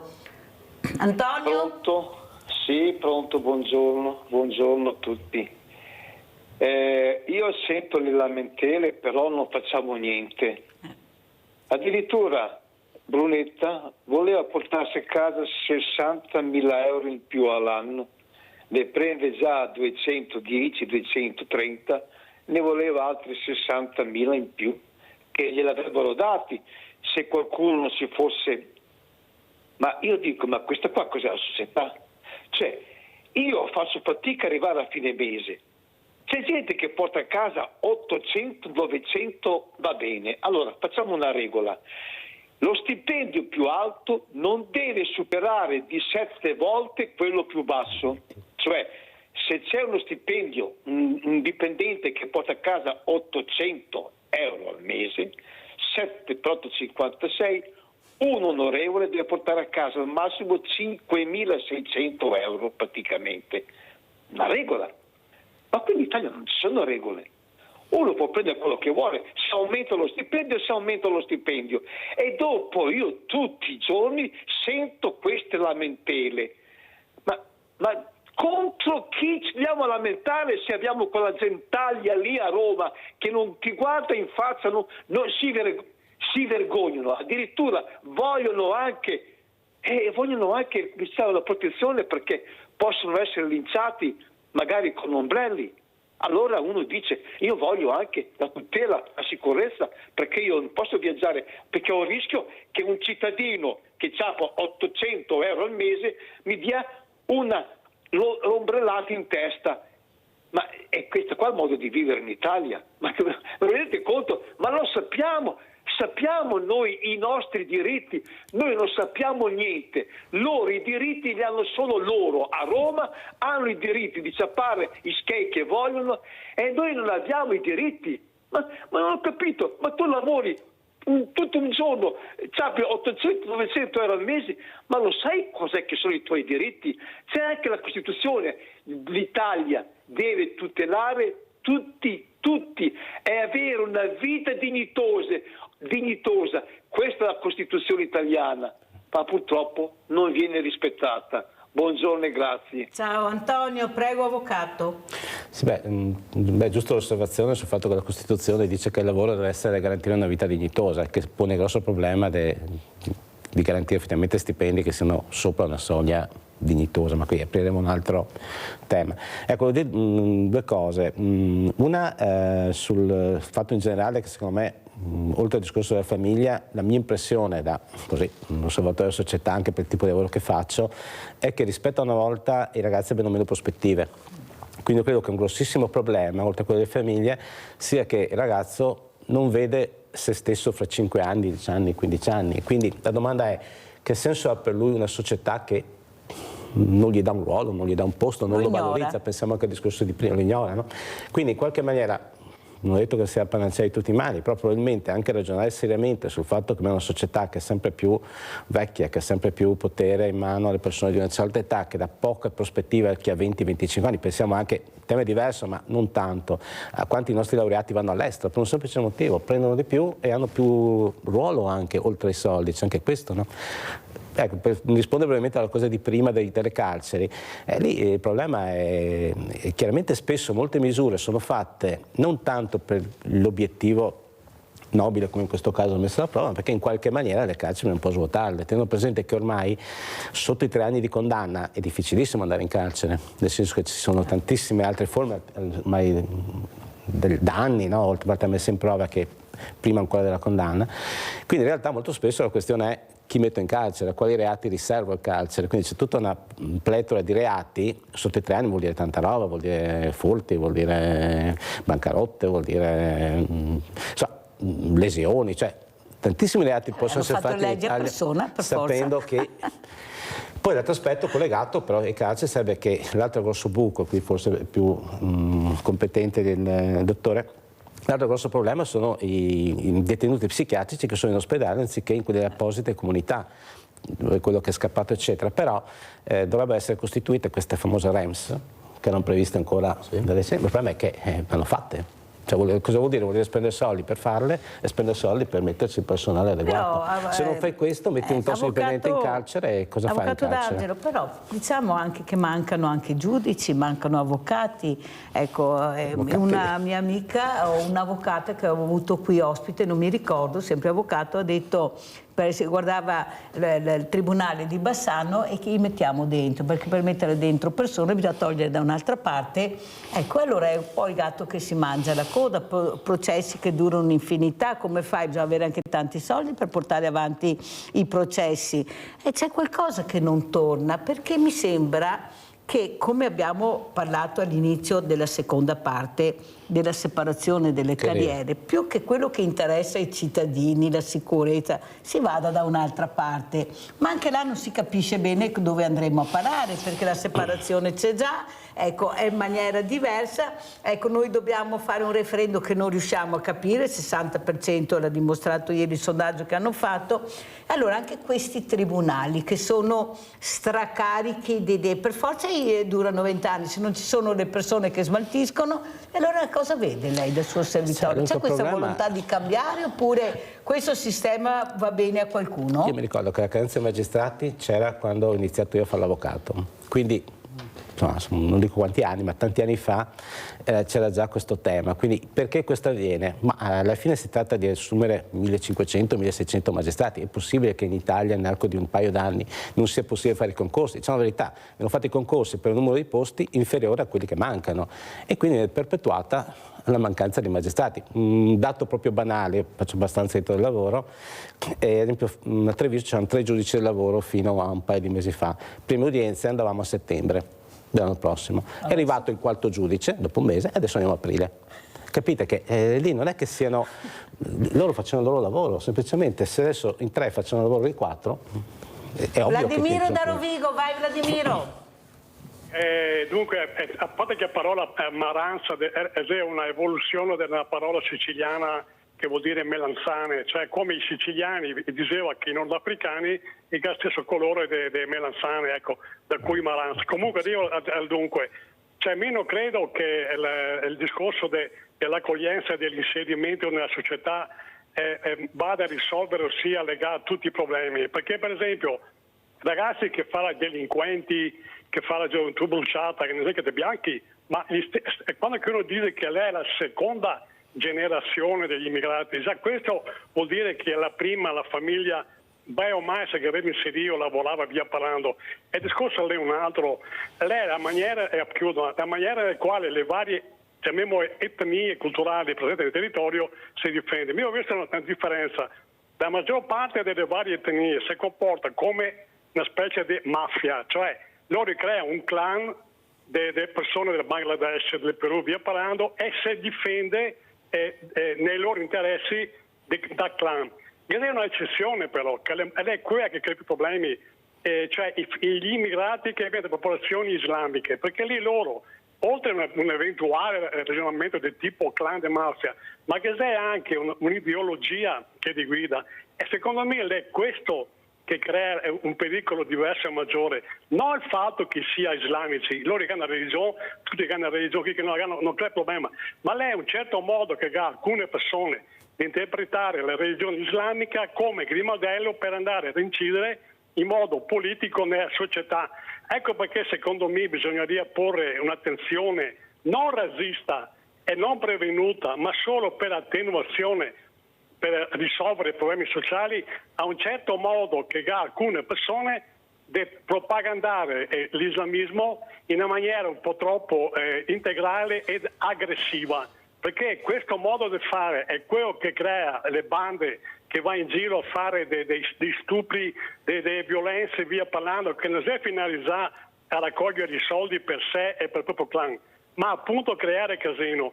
Ecco, se in Italia che fosse, non so in che maniera, ma che fosse un'attenzione un attimino maggiore a questo aspetto, cioè andare a frenare questo aspetto ideologico che crea ulteriori problemi, forse se andrebbe a attenuare alcuni di questi problemi. Molto chiaro, grazie Vladimiro, sentiamo come risponde, perché sono in chiusura, devo correre. Dottor Canil, come commenta, come risponde a quello che ha sentito? Insomma, non so, non saprei come rispondere, ma dico, al di là delle religioni eccetera, se un ragazzo non ha valori, torniamo al punto di prima, se ha dei disturbi, tocca dire così, e bisogna provvedere su quelli. I valori che sono trasmessi in famiglia, perché attenzione, tanti di questi ragazzi che commettono questo poi sono vittime in famiglia di qualcosa. Ricordiamoci che ad esempio nella tossicodipendenza o nell'alcoldipendenza sono elevati i traumi familiari, quindi è qualcosa che arriva a loro ma che è stato tramandato.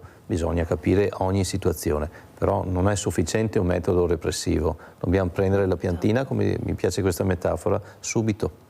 Sì, però vede, dottor Canile, se io voglio fare qualcosa di buono anche come associazioni di volontariato, ad esempio, che siamo veramente tanti e anche ognuno con un bel ruolo definito, il problema è che hanno fatto tutto un minestrone, siamo tutti dentro, non riusciamo, tutti facciamo tutto e poi troviamo queste situazioni. Il problema è che non ci vogliono, non ci chiamano, perché il sistema deve essere questo.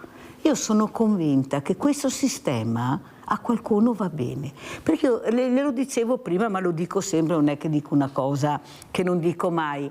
Cioè, ma come facciamo a aver paura? Cosa sono? Centinaio? Facciamo il numero grande, lo dico anche all'avvocato, anche perché poi sentiamo come si parlava, che sono sempre gli stessi. Possibile non riusciamo a fermare dei ragazzini che se ne infiscano delle forze dell'ordine, che se ne infiscano dei genitori, cioè, ma vogliamo capire che non è proprio così, che hanno, siccome si usa molto il coltello, a parte che non è vero che tutti girano col coltello.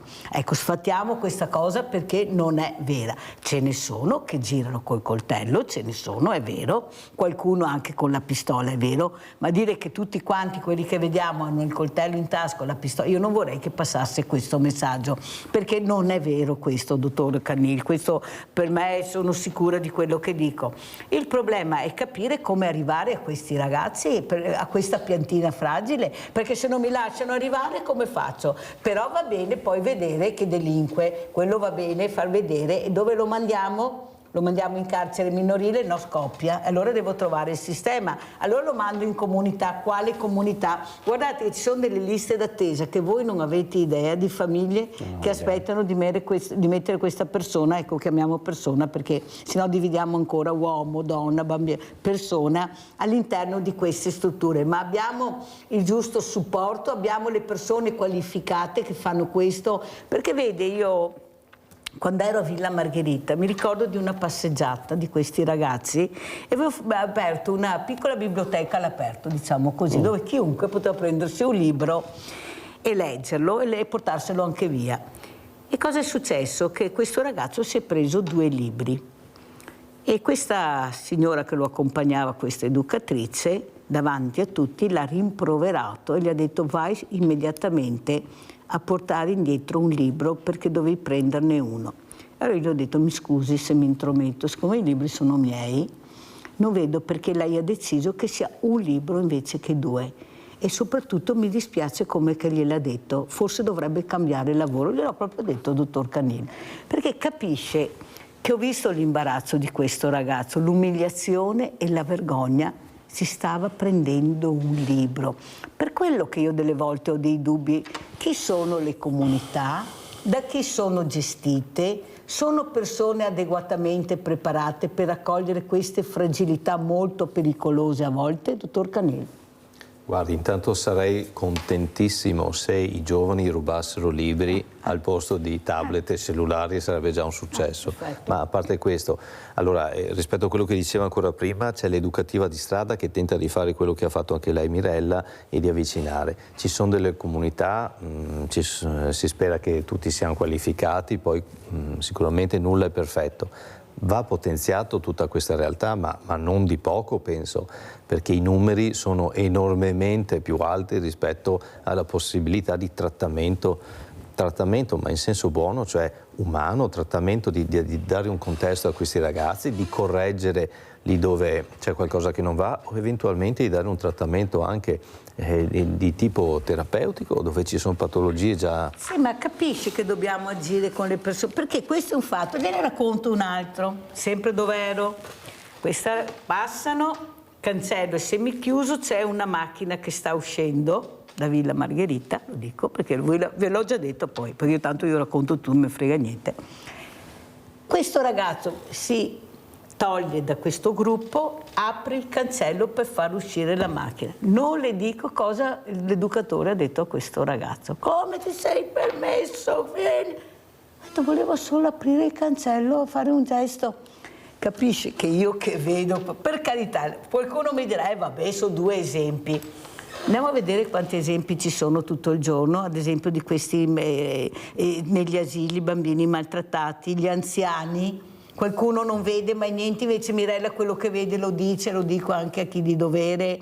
Ecco, forse bisogna che terminiamo di girarci dall'altra parte, avvocato.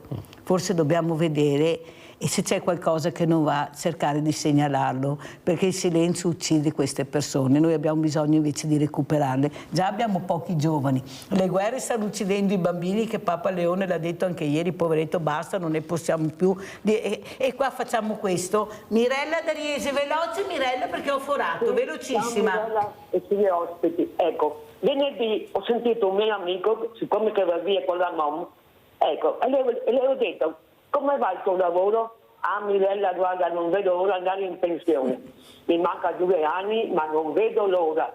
Perché questi bambini che va a prenderli dalla fermata degli autobus, no, al pomeriggio quando vengono fuori dalla scuola fanno un casino da matti. E detto, io vado a casa con mal di testa. Grazie Mirella, abbiamo già capito, non fanno, qualcuno fa, guardate che continuate a sparare nel mucchio, ci sono invece bravi ragazzi, tanti che voi non vedete, che hanno paura poi anche di segnalare perché nessuno li protegge. Avvocato, come ci saluta? Saluto dicendo che io spero veramente che ci sia un cambio di passo da parte dei nostri ordinamenti, proprio con la maggiore attenzione ai giovani, anche nel senso che dicevo prima, cioè possibilmente il problema delle prospettive che diamo ai ragazzi, che è un discorso generale ma non è generico, nel senso che vuol dire far sentire queste persone membri della società, per cui tornando al servizio iniziale, quell'azione che può sembrare simbolica fatta dal sindaco di Cessalto, secondo me comunque è positiva, riconoscere un ruolo ai ragazzi in una celebrazione pubblica non è solo formale, è proprio dire, beh, fate parte di questa comunità, date il vostro contributo, piccola cosa ma importante, nel senso che auspicherei. Infatti io dico che le cerimonie dovrebbero obbligare a farle anche le scuole con i ragazzi, perché io vedo che ci sono sempre gli addetti ai lavori e basta, pochi, al mattino che non c'è nessuno, e allora andiamo avanti così. Dottor Canil, come ci saluta? Ecco, con quale messaggio? Allora, mi piace quello che ha detto, nel senso che ci sono anche tanti bravi ragazzi, per fortuna, e bisogna integrare il tutto ed è difficile. Dobbiamo correre perché siamo già in ritardo. Rispetto ai numeri e rispetto alle piantine che purtroppo non sono proprio dritte, dobbiamo fare qualcosa di urgente e noi siamo in fondo dei tecnici che lavoriamo sul territorio, ma speriamo che ci sia un input anche in più dall'alto, questo è indispensabile. Grazie, grazie veramente anche all'avvocato Michele Canil, psicologo, ecco, perché le hanno detto di tutti questa mattina, le hanno dato delle etichette diverse, ecco, invece di chiamarla, ecco, no, vabbè, ma l'importante è capire che hai una persona preparata. Saluto anche l'avvocato Innocenzo D'Angelo, grazie avvocato anche a lei che ha fatto un po' di luce, non so cosa faremo perché io sono ancora confusa, mi scusi avvocato, non so il dottor Canil, ecco, questa separazione. No, ma se mette a confronto il problema dei ragazzi e la separazione delle carriere, francamente non avrei dubbi sulla priorità. Invece, ecco, però intanto è quello che ci propongono. Grazie, grazie ai miei ospiti, pubblicità.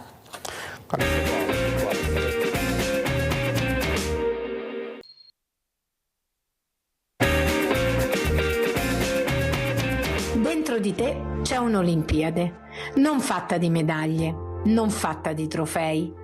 È una sfida invisibile, silenziosa ma reale.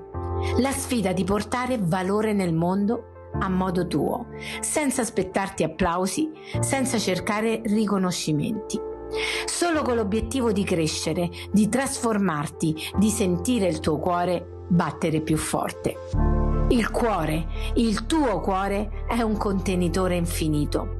Può espandersi, accogliere luce, desideri, sogni, ma quando lo riempi di dubbi, paure, parole che ti feriscono, allora inizi a percepire scarsità e ciò che desideri resta lontano. Ecco il segreto: scommettere su te stesso.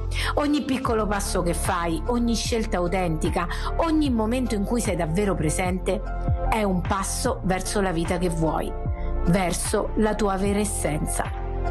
Vivere con autenticità significa scoprire chi sei davvero, la parte più vera di te, la parte che può brillare, la parte che può trasformare ogni giorno in una vittoria.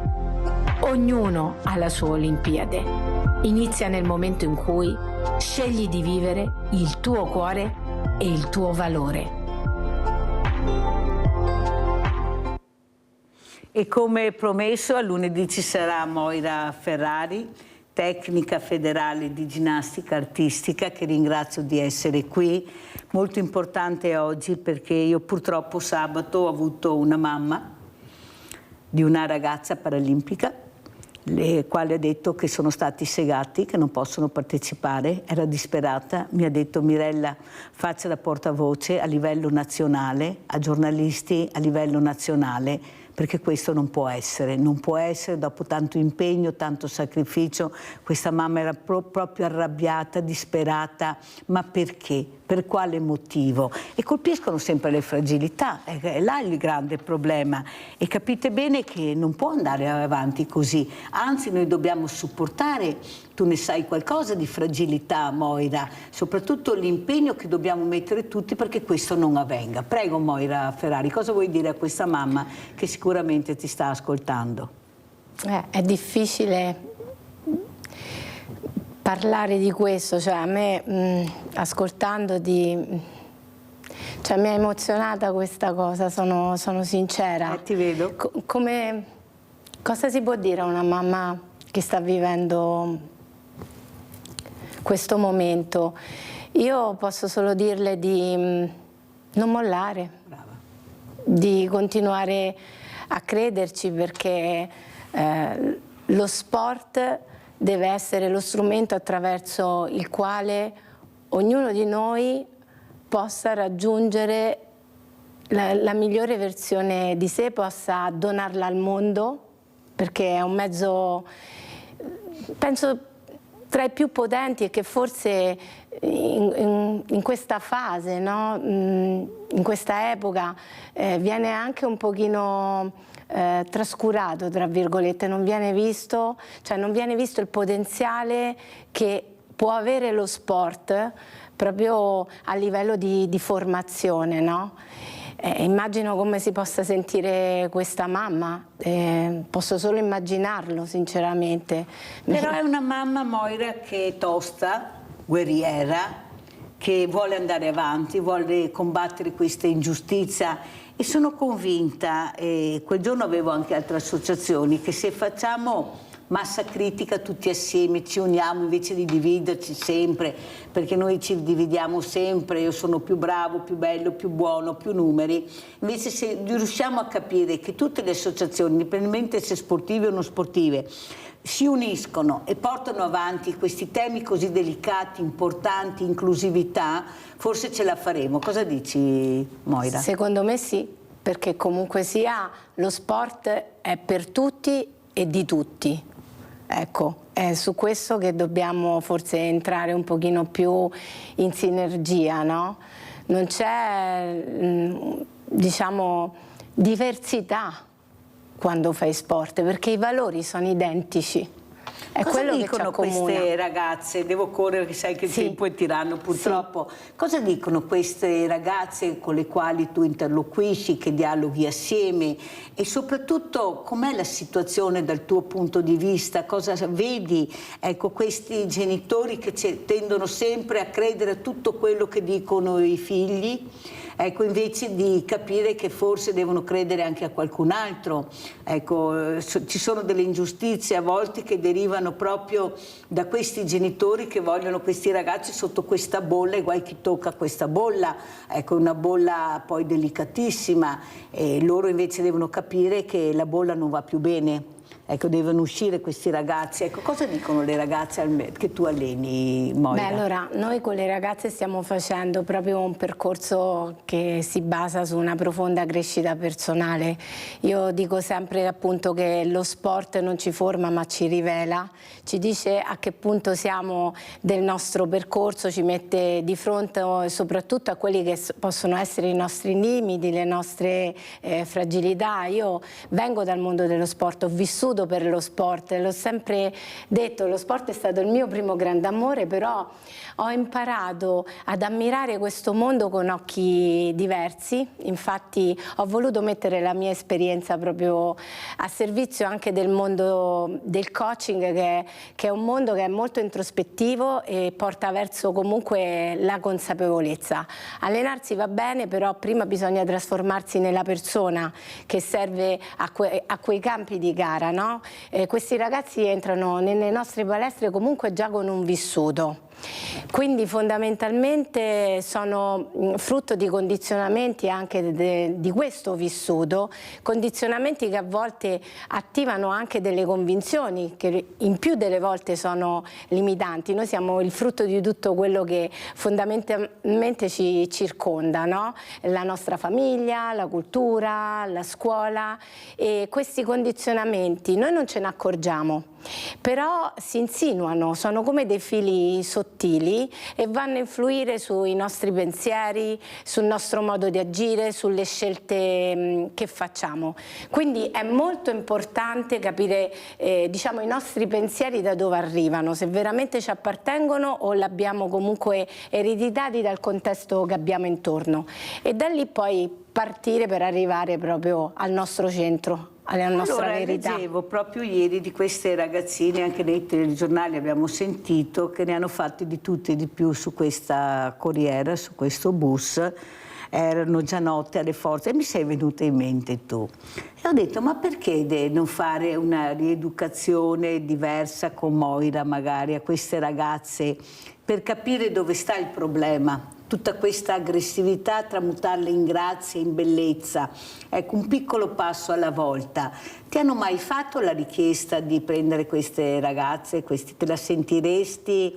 È un percorso difficile, lo so, però sono convinta che quando le dividi da sole non vanno da nessuna parte, anzi forse avrebbero anche piacere di conoscerti. Te la sentiresti di prendere con te queste ragazze? Sarebbe una bella sfida, sicuramente. Io capisco che siamo proprio in un'era dove comunque sia è molto difficile, cioè, arrivare al cuore delle persone, perché si sono create troppe sovrastrutture, no? Però io penso che la rabbia si possa trasformare, cioè comunque è un'emozione e si può trasformare sicuramente in forza, dare una nuova visione a questi ragazzi di quello che significa vivere un'emozione, cioè le emozioni fanno parte di noi. Sono comunque nella nostra essenza, lo stavamo studiando con le mie ragazze in allenamento, stiamo studiando, si chiama mappa metafisica. Diciamo, noi in superficie siamo fatti dei nostri pensieri, il nostro corpo, le nostre azioni, poi più andiamo giù troviamo le nostre emozioni e poi se scaviamo lì c'è il nostro potenziale, le nostre qualità naturali, i nostri talenti naturali e una volta che andiamo a conoscere diciamo, questo potenziale possiamo raggiungere il nostro centro. Sarebbe bello, sarebbe sfidante, perché no?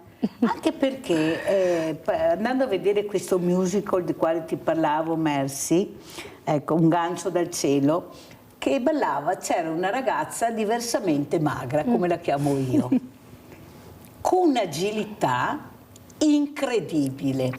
Allora, cos'è il peso nell'atletica? È proprio vero che è il peso che determina l'esercizio oppure c'è qualcos'altro? Perché guardate, io ero incantata a vederla, di un'agilità, Moira.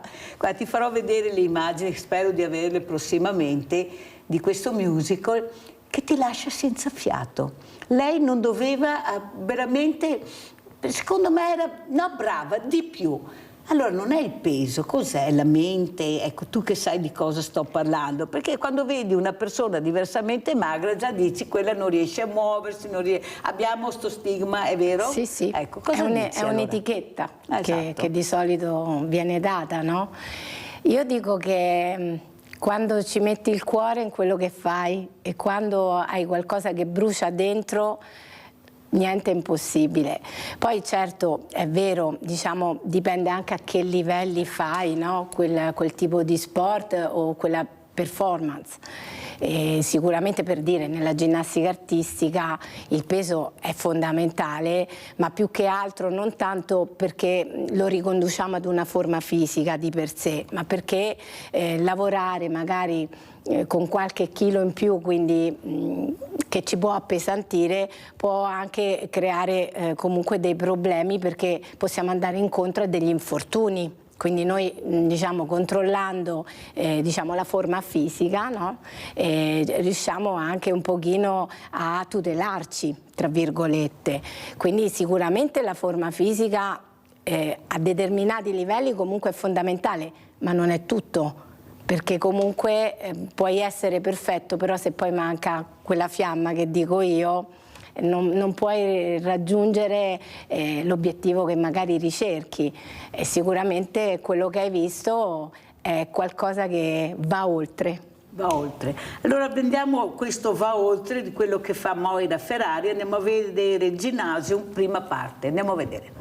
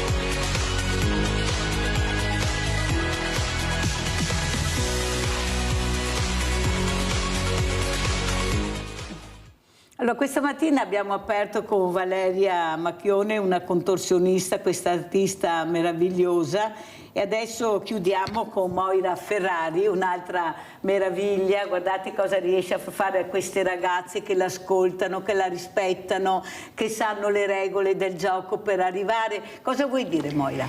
Che lo sport è la palestra dell'anima. Diciamo che mette in luce tanti aspetti di noi, molto spesso anche il bisogno di controllo, il bisogno di soddisfare le aspettative, a volte, no? Anche la paura di fallire, quindi è un'ottima scuola di vita. Per esempio prendiamo un atleta, molto spesso magari un atleta in gara si blocca, ma il blocco non è dovuto, diciamo, alla gara di per sé.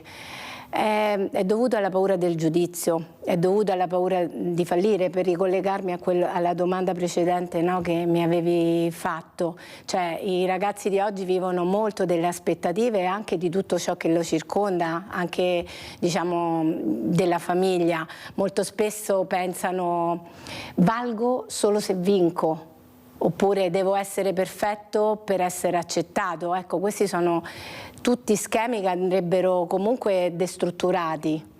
Faccio un esempio per dire, no? Voglio fare questo esempio perché è molto pratico. Magari nel quotidiano un bambino timido, prendiamo un bambino introverso, timido. Noi molto spesso quando lo vediamo in difficoltà cosa facciamo? Magari in maniera amorevole andiamo lì quasi per proteggerlo e diciamo ma lui è timido, no? Però in quel modo attiviamo un condizionamento, perché il bambino si convince di essere timido e non penserà più ogni giorno a fare qualcosa per diventare più sicuro.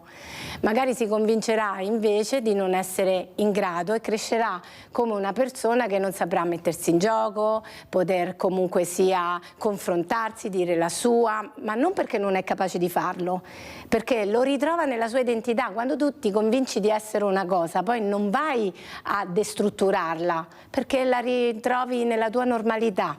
Quindi dobbiamo stare molto attenti ai messaggi che passiamo ai nostri ragazzi. Questo progetto che tu hai portato qui a Sveglia Veneti, ecco, cosa dicono queste ragazze, questi genitori di questo progetto? Ne hai parlato? Sì, ne ho parlato, sono molto entusiasti, sono felici perché vedono anche nelle ragazze cosa sta avvenendo, c'è proprio un processo. Ricordiamo anche il titolo del progetto. Allora, il progetto Sei tu, questo è il titolo del mio progetto, ecco qui, 4 passi verso la vera centratura: libertà, unicità, consapevolezza e essenza. Il percorso si chiama appunto Luce, e quello è il suo acronimo, ed è un progetto in cui io credo fortemente e spero che possa arrivare ai cuori di più persone.